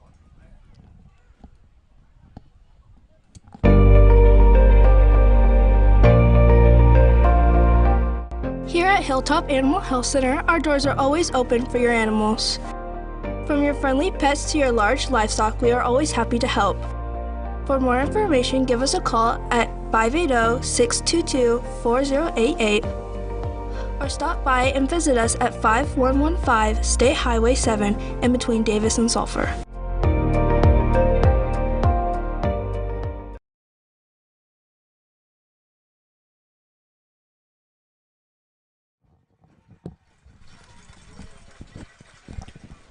So we are back after the injury timeout. That young man is being helped off the field there. Hopefully he is okay. 7:48 to go in the third quarter. Wolves leading 14-8. Holdenville with the ball facing a 2nd and 16 from midfield right at the 50-yard line. Shout out to the 300 people we got watching with us tonight. It's a good crowd. We're getting to where we kind of average right in that 250, 275, sometimes up to 300 range. So can't believe there are 300 people who are willing to listen to us, but look like they might have a pass. So here we go. Quarterback's looking to throw the ball downfield. Good coverage. He's just going to tuck it and run. He's got some room to run. Steps out of bounds at about the 46-yard line, I would say. It's going to bring up a third and pretty long. Good coverage that time by the Wolves. Just he had nowhere to go with it. He just tucked. There you go. Far line judge was lined up on the other side. Yeah. So just to let you guys know, too, so Holdenville is 5 miles from where I went to school. So needless to say, there may be some Wewoka individuals watching the game as well. Just a lot of them have moved to Holdenville at this point, so they may have kids playing or just might want to watch their team as well. So maybe if you're from Holdenville watching our game, we're glad to have you. High snap. High snap to 10. He's going to be met in the hole. Again, that's a good job that time. Again, I think they were going to pick up as much as they could so they could go for it on fourth. I think that's going to be too much. They're going to have to punt the ball. Yeah. Well, it wasn't 3 or 4 plays. It was a few more than that, but, man, that defense held. Still same result we wanted here. And, again, this is a dangerous place for a fake, so I want to see this punt go off first.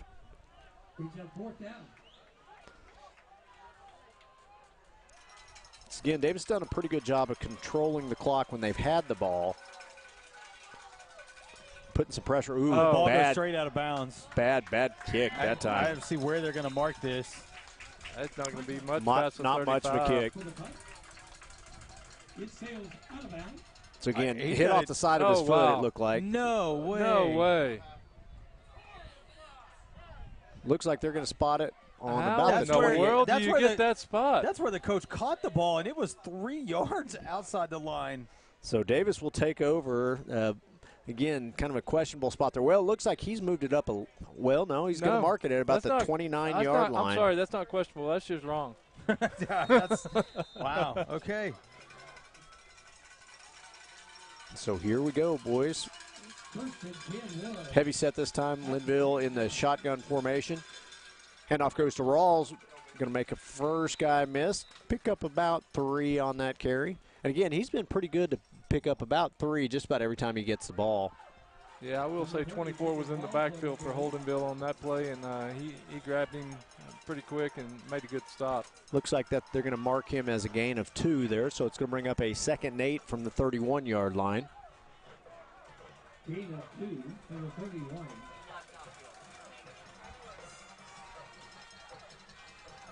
Pistol look this time for Linville. Ball's on the ground. Ball's on the ground. I don't know who ended up with that. I think Holdenville ended up with that one. So zone read, the ball tried to pull the ball back out. I don't know if it hit the tailback, but again, fumble. Holdenville is going to get the ball, and they're going to have great field position here at the Davis 30-yard line.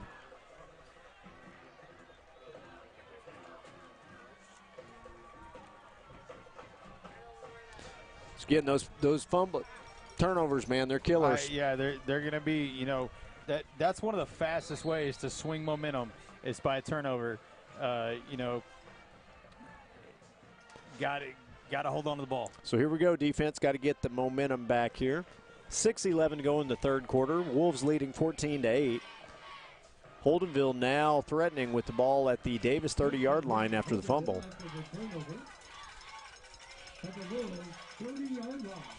Quarterback on a designated keep here, looking to take the ball outside. Good job of kind of wrapping him up as best he could there. As Mitchell Garrison and also number 2 Seth Knapp in on that play. They forced him back inside, made him got to make the tackle. We just don't want that kid to be out in space because he is dangerous anytime he gets the ball out in space. So second, they're going to say it's a gain of 5 on that carry, so it's going to bring up a second 5 from the 25-yard line. About 5:40 to go in this third quarter.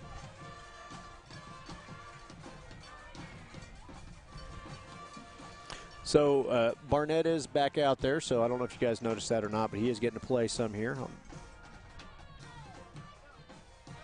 Running back's going to get it. He's going to be hitting the backfield. Nice job that time. Great job there by Landon Gibson. Got around, almost followed that guy with the ball and able to make the tackle from behind. Mitchell Garrison also in on that tackle. Really bottled him up. That's what we want to see there. So bring up a 3rd and 5 after that no gain.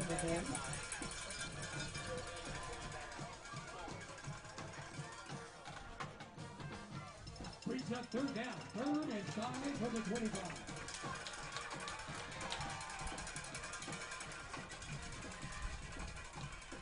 Quarterback's going to keep it here. Ooh, blown up in the backfield by Landon Gibson.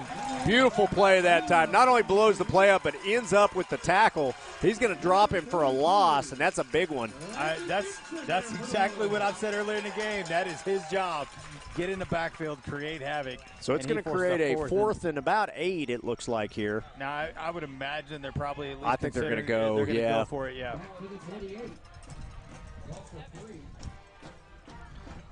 Ball's going to be brought back to what looks like the 27-yard line. So 4th and 7 now for Holdenville. Big down here, trying to get off the field. Defense has got an opportunity here. 4th and 7 on the 27. Looking to pass the ball. It's going to drop back, throws the ball up. Double coverage that time. It's intercepted, I think. Intercepted, I believe. Seth Knapp. Hey, play center field. Yeah. See the That's ball exactly coming. what it looked like. See the ball coming. You've got a corner underneath. You're playing back. He just saw the ball in the air, kind of waited on it, and then he didn't give the defender a chance. He just went up and got the ball. So Knapp with the interception. If I was critical at all, my only criticism would be let it fall. We got better. We got better field position. But good job of getting the turn. Yep. A nice interception by Knapp there, coming up out of that safety roll. So here we go. Wolves at the 6-yard line now after the interception. Handoff's going to go to Rawls. Rawls got some room to run. He's at 10. He's at the 20. Great run. And to me, it almost looked like, I don't know if they just stood there and let him run, but I don't know if you noticed their line had no shot at him until he was downfield a pretty good distance. So all the way up to the 21-yard line now after that run. Gain of 15 yards on that initial run by Rawls. 3:45 to go in the third quarter. Wolves leading 14-8. Spencer Clinton out wide here. Opposite side, it looks like, I think that is Dakota Carter. I really can't tell, but handoff's going to go to Rawls. Rawls going to power forward again. Another run for about 7 yards there. And he is just punishing defenders that get in his way.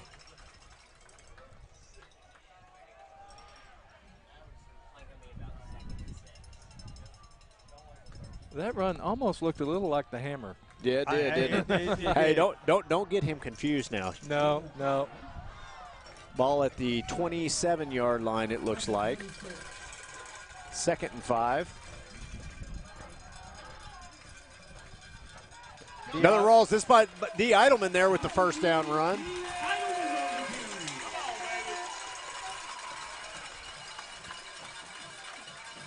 Eidelman with the nice carry there. I like Eidelman as a change of pace back. Yeah, just a different style. He's got power. He's a little bit more of a slasher, is what I like to call that kind of running back. But ball's now at the 35-yard line. Wolves a nice drive going here. It started at their own 6-yard line after the Knapp interception.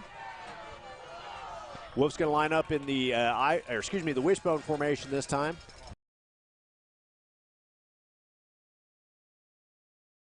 About 4. That's Rance Digby there. Okay. Yep. Again, this is where we're eat the clock. Burn it, let it run. We're kind of having our way at the line, picking up good yardage on 1st and 2nd downs. 2nd and 6 now from the 39-yard line for the Wolves. Yeah, every single Holdenville down lineman is breathing hard right now. They are. You can tell they got their hands on their hips. Heavy look this time for the Wolves. Handoff's going to go to Rawls. Rawls got some room to run. Oh, my goodness. And I'll tell you what the difference is now, guys. The difference is they're not making contact with the running back until he is already 4 or 5 yards downfield. You know, they're getting pushed off. I don't know that they're really looking for the contact, where as much as they're getting hit by him. Yeah, I'll tell you, number 6, the Holdenville defensive back, he has been met by him with that full head of steam 2 or 3 plays now. Yeah. He's back there shaking his head. He does not like that contact. So 1st and 10 for the Wolves now at their own 46-yard line. Eidelman's going to go into motion here. He's going to join the one receiver side. Pistol look this time. Quarterback's going to drop back to pass. He's looking to throw the ball downfield. Dakota Carter in coverage. Comes up with the ball. Nice catch. Dakota Carter, beautiful job running underneath that pass. Underneath it, looking it down. Linville laid it up. Dakota Carter comes down with it. Nice pass. Ball's going to come down at they're going to spot it at about the 20-yard line after that pass. I'm going to chalk those receiver abilities up to Todd Barnett and those lots of years with flag football throwing the ball deep. That's the reason Dakota Carter's making those catches out there. If not, Todd, we're still going to give you credit. Gain of 34 yards on that pass from Linville to Carter. Linville back in the pistol formation here. Handoff's going to go back to Rawls. Again, he is a hit, not much that time, but still picks up a couple. And they were there to make the tackle, but, I mean, he just runs over people. I'll tell you what, the Holdenville kids, too, they're getting tired of getting up. I don't know if you noticed that or not. They want to stay down now. So 2nd and 8 after that 2-yard run, ball at the 18-yard line. They're on defense, but they're not the one laying out the hits right now. Yeah, no, you're right. So we are now in the 7-7-7 zip red zone. 40 seconds to go here in the 3rd quarter. Wolves threatening at their the Holdenville 18-yard line. Handoff's going to go to Rawls again. Good job that time getting down to about 1st down marker. Let's see where they're marking. I think it's 1st down. Really close. Not, it's going to bring up a 3rd and about 1, or 3rd and less than 1. 3rd and inches. Yep.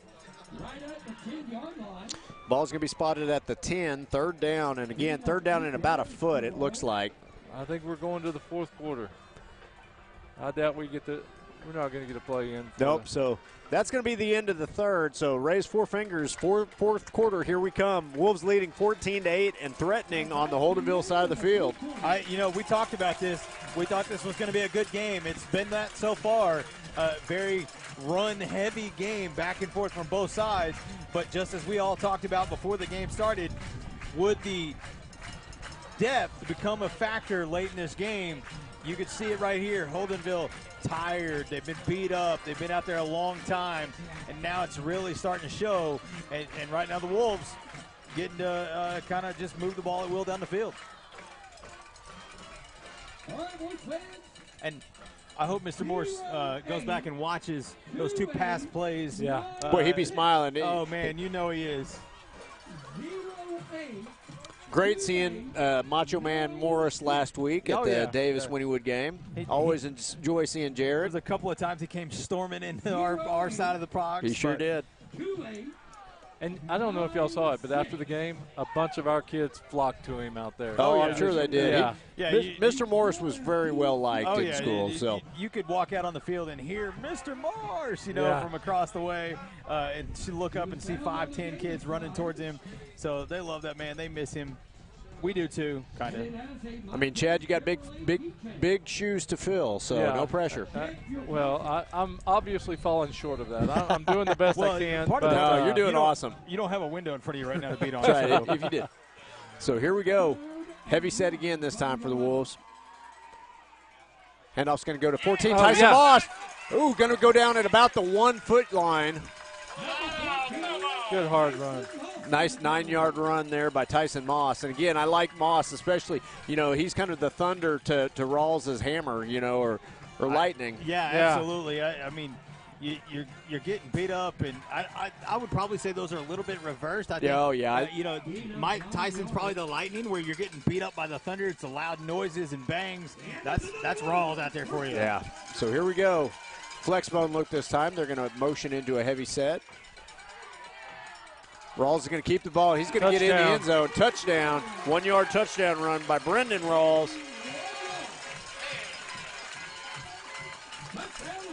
Wolves lead 20-8. We'll see if we go for 2 here. It looks like they're signaling to go for 2. And I do want to. I don't think it has anything to do with the kicking game. Levi. Really. He's already proven himself, right? No doubt. Made the big field goal against Sulphur. Went 8 for 8 last week. I think this is just the flow of the game, the style of the game. This is what works for us right now. So flexbone look here. They're going to motion into a traditional wishbone look. Quarterback's going to go under center. Looks like we got them to jump offside, which is going to make this conversion a little bit closer to the goal line.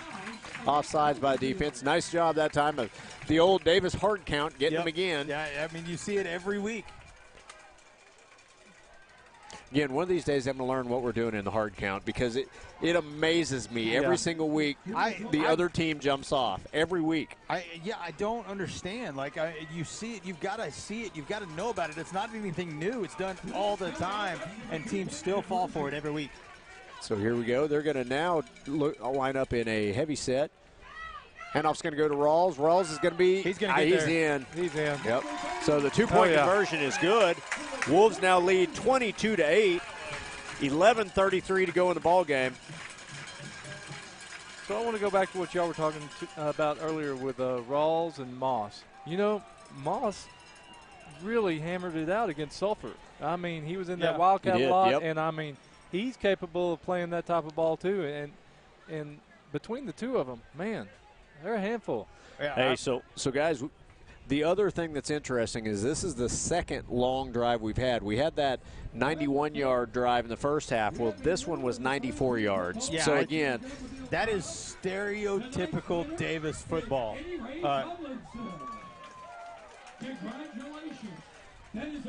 13-play drive there. 13-play drive. I wore the right shirt tonight. I like it. I like it. Although I will say we've thrown the ball very well tonight. Yes, we have. Big touchdown play. And I've liked so I mean, Linville, he's a more accurate passer. I mean, that's where we're at currently from a quarterback standpoint. Oh yeah. He just gives kind of a different variable to the offense. Not that one's better than the other. It's just a different flow. I think he can. He's a more accurate passer, but he can air the ball out. He can. Dakota's a quick guy, and Dakota's having to go get those balls. So the other thing I've really liked about what Luke has done this game is he's really played within himself. He's got that hurt ankle. He hasn't tried to hasn't tried to take the ball around the edge. He hasn't tried to run the ball. He's taken what's available to him, and he's put the ball where it needed to be. I think, and not just the players, but I think the play calling tonight from Coach Owens on the offensive side has been great, and it's really kind of caught Holdenville off guard. I agree.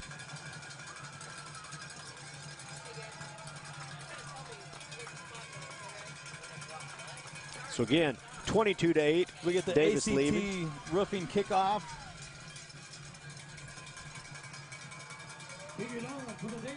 Levi Pullen's kick is up. It's like a good kick. Yeah, it's going to be fielded about the 20-yard line. Up to about the 30. Get out of bounds there at about the 30. Looks like about the 37-yard line maybe. Nice return that time by Holdenville. One of my favorite parts of the game is watching the youngest Owens in a dead sprint out there to get the kicking team. Oh, yeah, she's after it, too. That is her job, and she is going to do it. So Trey has done a good job of training her. Oh, yeah, absolutely. So it looks like they're going to spot it. Holdenville is going to take the ball at their own 39-yard line. 1st and 10 now for the Wolverines.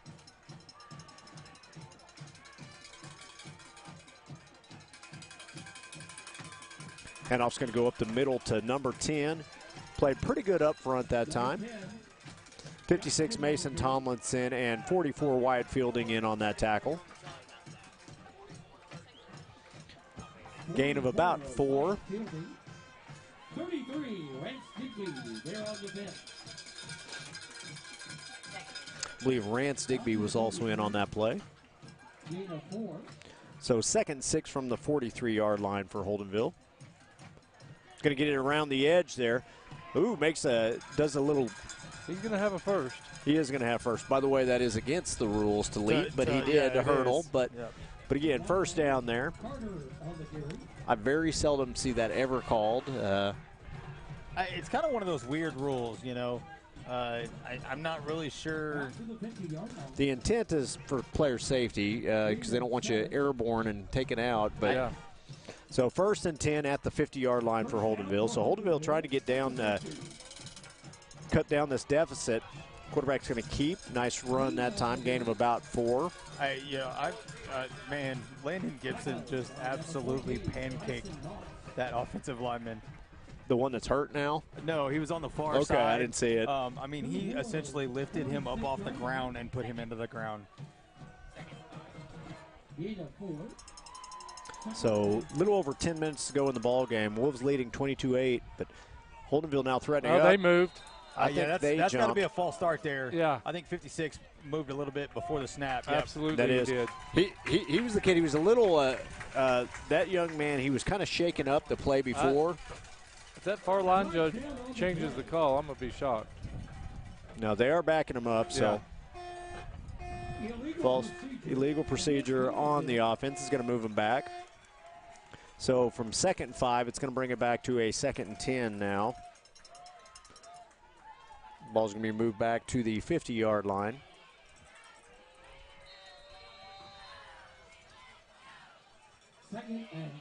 Quarterback run tonight. Good job that time by the defense. I'll tell you what, that kid's still on his feet, but he got hit by about 4 different people. Again, Landon Gibson blew that play up. I know we've said his name a bunch tonight, but he has really played well. He really has. I mean, for your first night to be called up onto the Friday Night Lights,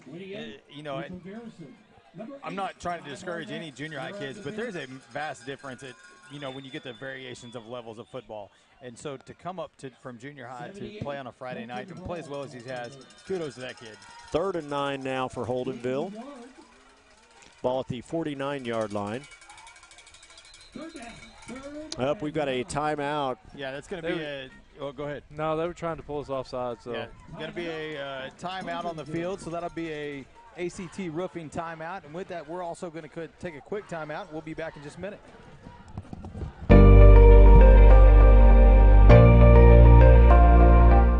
Here at Hilltop Animal Health Center, our doors are always open for your animals.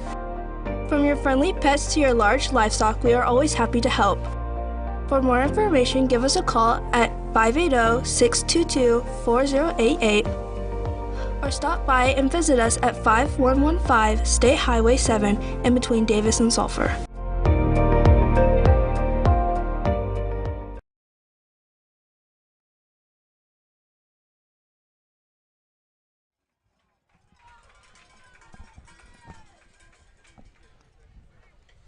So 9:17 to go in the ball game. Wolves leading 22-8. We still got a couple seconds here. I'm going to shout out our crew working for us tonight. We got Mia Sampson running the laptop for us. I think she's done a great job for us tonight. Xavier Cox over there running the camera for us. I think he's also done a great job. Your son, Gabe Bentley, I don't know that he's done a great job, but he's been here. He's been in the press box. Yeah, that's about as good as we can say for him. And then Jesse Henley out working for us. He at least made it to the right place. So that's a win. That's a win. Right? Yeah. So 3rd and 9, quarterback's going to keep. Good job by the defense there. I'll tell you what, he was blown up in the backfield. He was able to pick up one, but that was the hardest 1 yard I've seen earned in a long time. And their offensive line didn't move a single defensive player at all. It was just locked in. And I'll tell you what, they are not going to take the. You could tell after that play they're going to go for this. They've got to. Yeah, clock's working against them. They're down 2 scores. So 4th and 8 from the 48-yard line.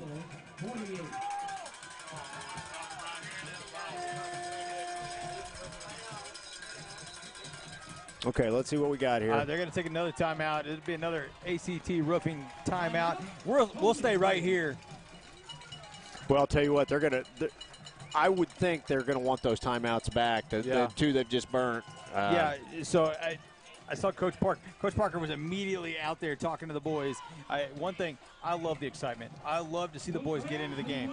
However, I understand Coach Parker kind of getting on to Ty Barnett and Rance Digby after they made that play right there. Got up with some energy, you know. Yeah. You got to be smart, though. You got to be smart about it. You don't want to draw a penalty. Give them a first down right here late in this ball game and kind of start swinging that momentum back the other way. We need this 4th down stop to really not put a nail in the coffin, but definitely make it much more difficult for them. If we do get a 4th down stop, we've got great field position, we've got a short field, and we got the lead, which are all things we want. And they're down to 1 timeout, you know, so everything at that point is working in our favor. So if we stop them, do you go double tight and grind it out, or do you put your foot down and just? So I'm not going to change my offense. Now I am going to run the ball more. Not that we haven't ran it a lot anyway. Now I'm going to make them stop me. Again, we've been getting a good push almost the whole second half. I'm not going to throw out that I'm probably not going to put the ball in the air very much. 2nd and 6-ish. I wouldn't be afraid to throw it QB up. sweep to the far side. Okay, so here we go. Quarterback is he's looking to throw the ball. Looking downfield. He's got a guy. great Nice play by Dakota Carter. Perfect timing. Pass was intended downfield right at the stick. The Carter is able to kind of make up some ground. And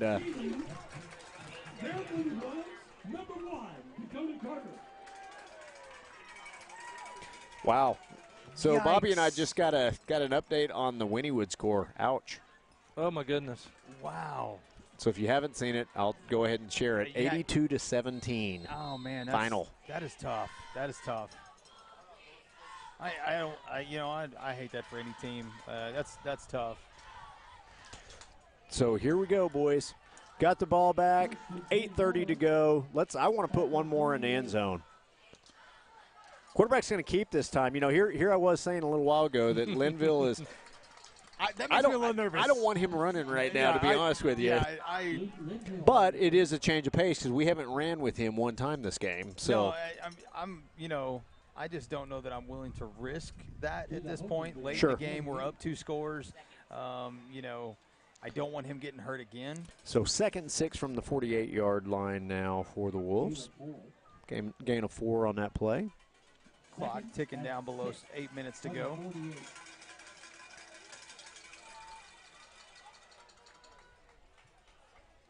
Rance Digby's going to go into motion out wide. Handoff's going to go back underneath. Oh, he's There's got room to room. run. He's at the 40, 35-30. Out of bounds at the 30 there. Brendan Rawls on the carry. Another 1st and 10. I think they're done up front. It looks like they're wore out. Yeah.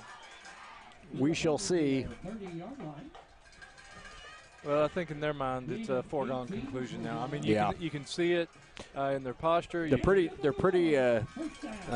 Looks like they're kind of. I won't speak for them, but well, I hate to say it, but it looks like they've resigned themselves to defeat.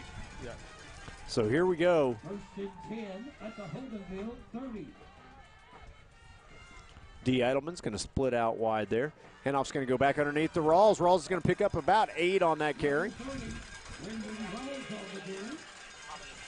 Colton Rawls just drove his defender down about 12 yards. I was going to say about 12 yards, and then that last shove pushed him about another 4. Ball now at the 23-yard line, just outside the red zone for the Wolves. Second and about 3.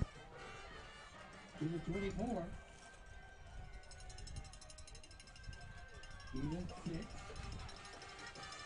6-yard gain that time by Rawls. So Rance Digby splitting out wide here.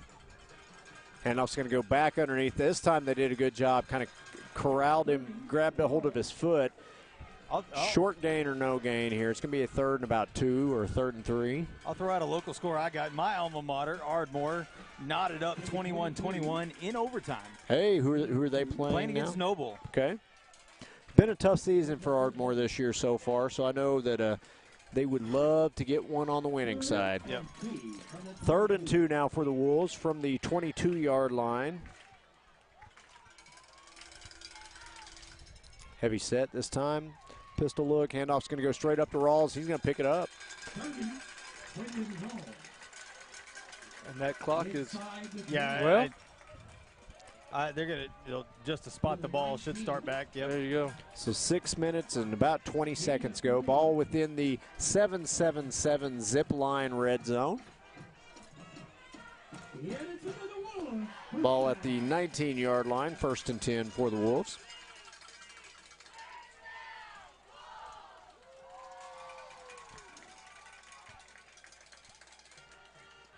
Flexbone look. They're going to motion into a traditional wishbone look. Linville under center. Handoff's going to go to 33. Rance Digby, nice run that time. And they are loading the box. It doesn't matter at this point. It doesn't look like. They're loading the box. They're trying to time the snap, but they're still getting blown back off the ball.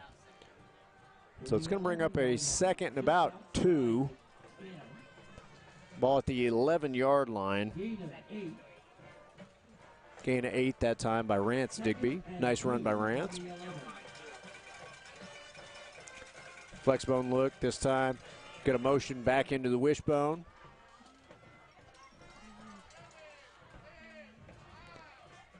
Linville is going to go under center. Handoff's going to go to, this time to number 3, D. Eidelman. D. Nice.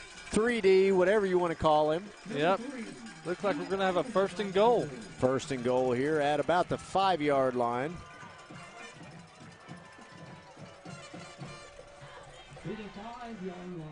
I heard D Nice, and I immediately went to the Key and Peele skit. There you go. Yeah.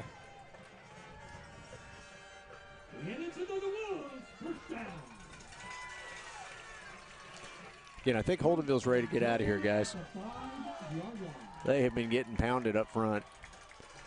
Good job by the Wolves after about the 2nd quarter on of turning the tables. Rawls is going to carry. He's going to break through about 4 arm tackles and get into the end zone. They had him in the backfield. Yeah. He just kept those legs churning, and that guy had no chance. He's had a great game. They've really been able to lean on him a lot this game. So touchdown for the Wolves. So let's see what we got here. Looks like we are going to go for 2. I would have liked to actually see pull and kick here. Yeah, I don't know the reasoning behind that one, but 28-8, 4:33 to go. Wolves to go for 2 here. Wishbone look this time. Linville under center. Handoff's going to go to 33. Rance Digby, he's going to score. Well, I guess he's already scored, but he's going to get the 2-point conversion. 2-point conversion. Nice job, Rance. So now 30-8 with 4:33 to go.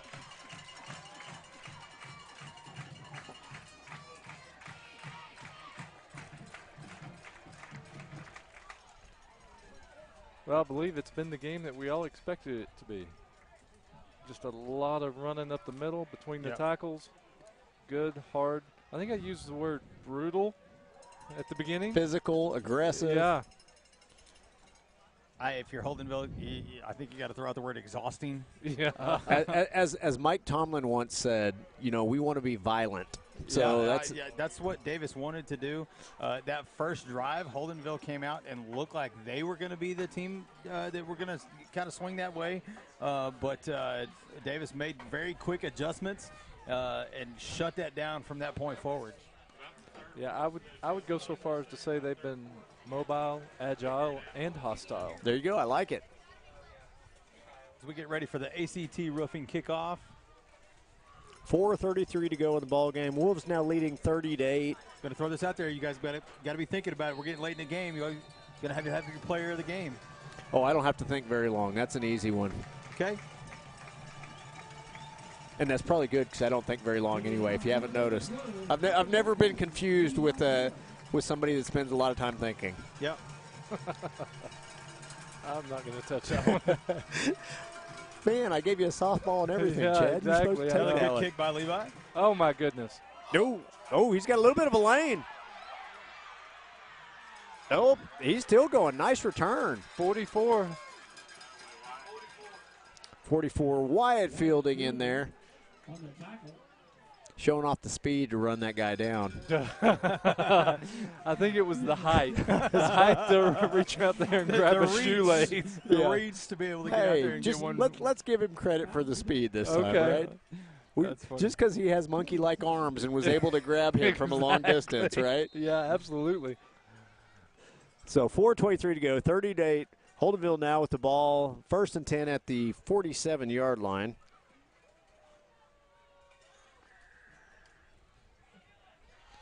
One's going to keep the ball here. Nice carry. He's going to pick up about 9 yards on that. Hey, that number one, he's going to go home and take an ice bath, man, because that kid has carried the ball a lot, and he's looked good. I like him with the ball in his hand. He really does a good job.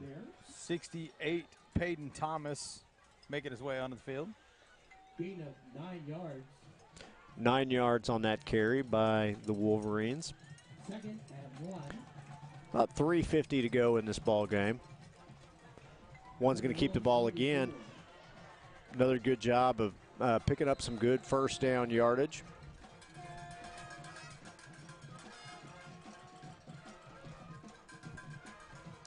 So, guys, I know we talked earlier about the Davis quarterback on that run play.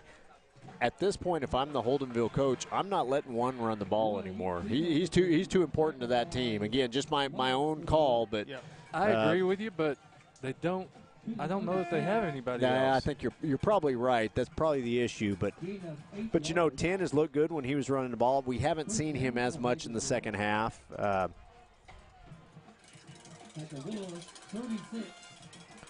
I mean, they've run the same play the last 3 downs. Sure they have. So one of my students back here just kind of showed us the chat a little bit. I'm not sure the name. I didn't read it. Calling into question us talking about the Holdenville players, I want to make it very clear. We are not specifically talking about anybody player. We're just talking about their posture and the way they're looking. They look kind of tired and beat down late in this game. And, sure. So we mean no disrespect by whatsoever. We're just talking about the fact that like we've seen with other teams and even Davis in certain situations, it's been a long, grueling battle, and unfortunately for Holdenville, they're on the losing end of it. And so, again, we mean no disparaging remarks to any student. No, whatsoever. Of course not. They're a good team. I expect to see lots of good things. I think they're going to end up being number 2 in the district. I think they'll be hosting. I think our district. I'm not sure. I'd have to go back and look. I think they host again. A playoff game. So I would expect. I think the Kingston game with Holdenville will be a big game later in the season. I'm not sure when exactly they meet up, but again, Davis and Kingston is going to be a big game later in the season too. So Holdenville's got some good pieces. I like what they've got. They've got some good kids up front. Quarterback's a really good player. I like 10. I like I think it was 9, the other kid. They're a very physical team, which again, for us, that plays into our favor because we are as well. So again, these are two teams that are fairly evenly matched. It's been a good game.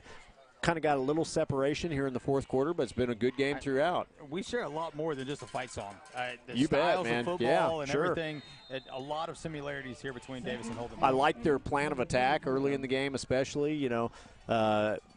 I thought they were able to identify some stuff that maybe we need to work on. Good job there by 10 there. He's going to pick up a good positive yardage.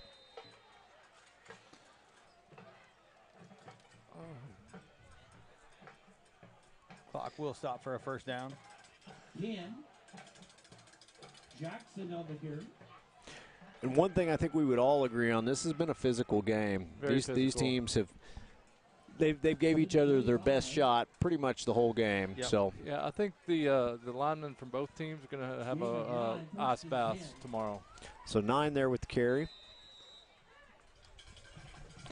And again, more props to Holdenville here because they want to punch one in here. Yeah, they don't want to quit, and you got to give it to a team for that.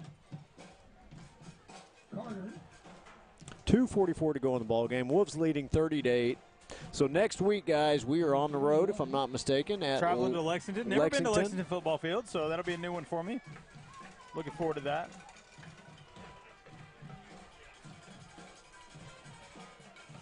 Oh, my goodness, that was a big hit. So number 10 there with the carry. May have to stop off for some Joe's Pizza. Hey, there you go. I'm in. Yeah. I'm in. We get a box to go, bring it up in the press box. Oh, yeah. So I had I actually did an event for a Sweet 16 Lexington girl last weekend. So I got to talk to some of the Lexington fans, see kind of what they expected. And so I'm looking forward to seeing a few of them, I think, at the game. So one thing we haven't talked about since the beginning of the game is student section. Student section's been awesome. Yeah. Yeah, they've been out in force tonight, and they've done a really good job. They've done well every game this year. They have. I'm very proud of our student section. They've really bought into it. Today at the pep assembly, I think the football players, the age-old thing was a football player got up there for the speech, and you heard "Go Wolves," and they walked off.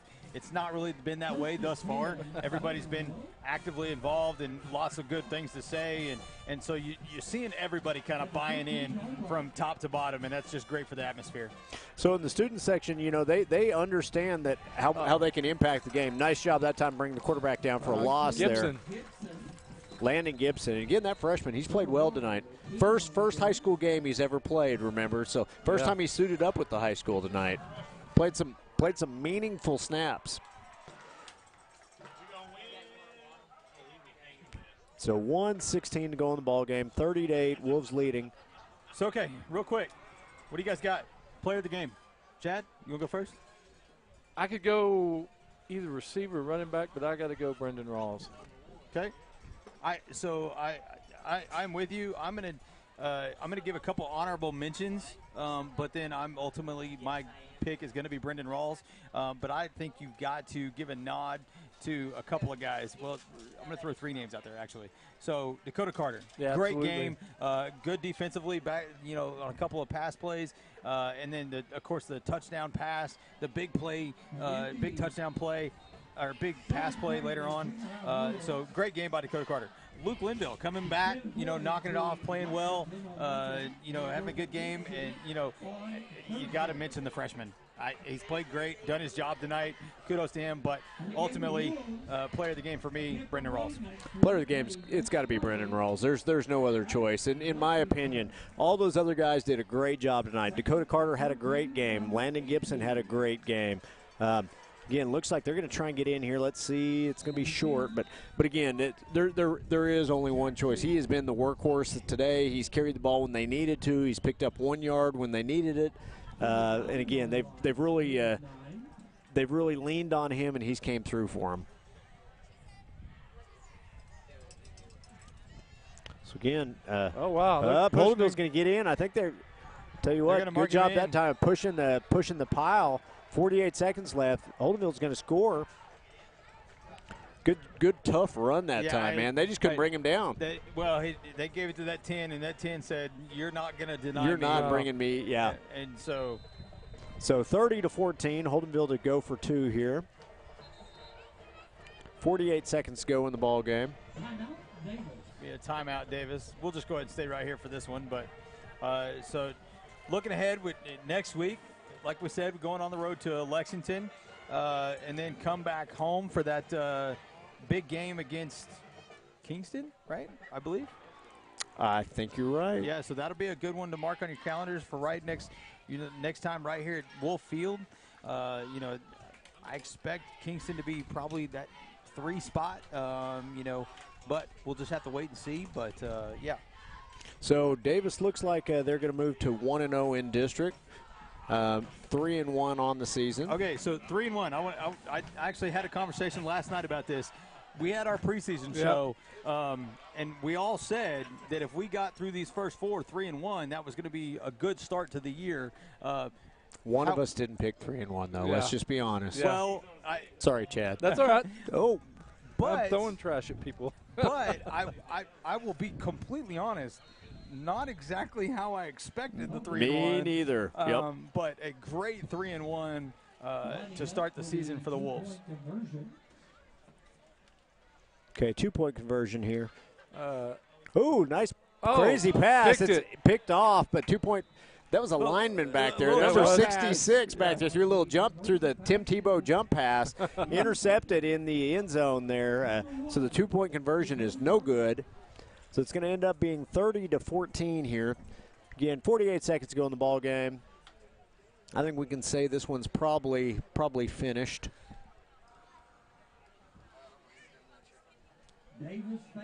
So again, I agree with you guys. I've been impressed with the 3-1 start.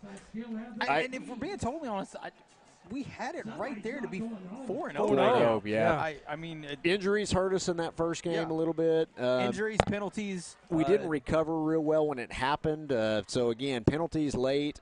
But again, we've learned from that. Yeah, so 3-1. I like where we're at. I like where we're going. We're definitely not a finished product. We've got a ways to go still before we're there. I think the way that first game ended could have set a snowball effect for the next couple of games.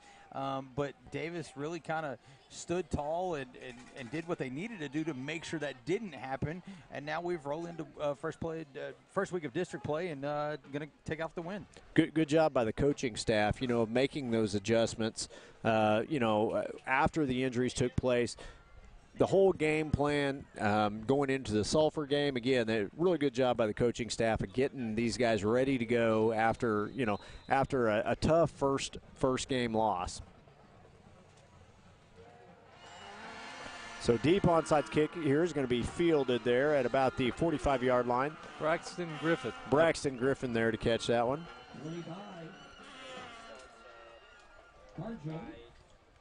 So 47 seconds to go. I figure we've got a couple snaps here, and that'll be ball game. So let's see what we got here.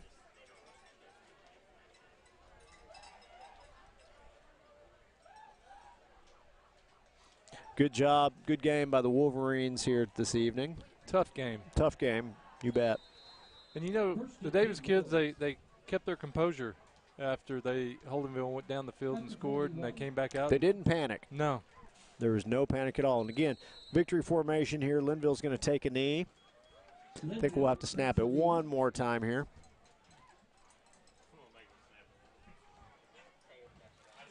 Loss of 2 yards. Back to the 39. So here we go. Victory formation again by the Wolves, and this should do it. Linville's going to take it down, and Wolves will move to 3-1, 1-0 in district with a 30-14 win over the Holdenville Wolverines. Great job by the Wolves.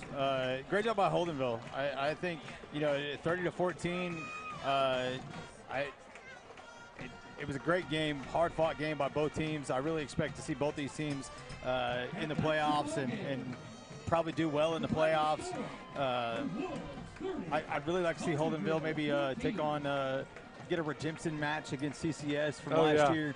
As a team I will root for anybody against, but I like Holdenville. I'll root for Holdenville anytime they're not playing us. Well, you always want to see your district do well in the playoffs. Yep. So number one for Holdenville, kind of leading them onto the field there, and that's pretty fitting because he led them throughout the game. Yep. That kid's he's a good kid, good player. and are 1-0 in district play. So again, next week we'll be on the road. You guys, if you can't make it to Lexington, Oklahoma, please join us on the broadcast. And we'll be live from Lexington Field. Ground and Pound Wishbone Show. Brad Bentley, Bobby Alexander, Chad Fielding. Like to say, go Wolves, and we'll see you guys next week. See you next week.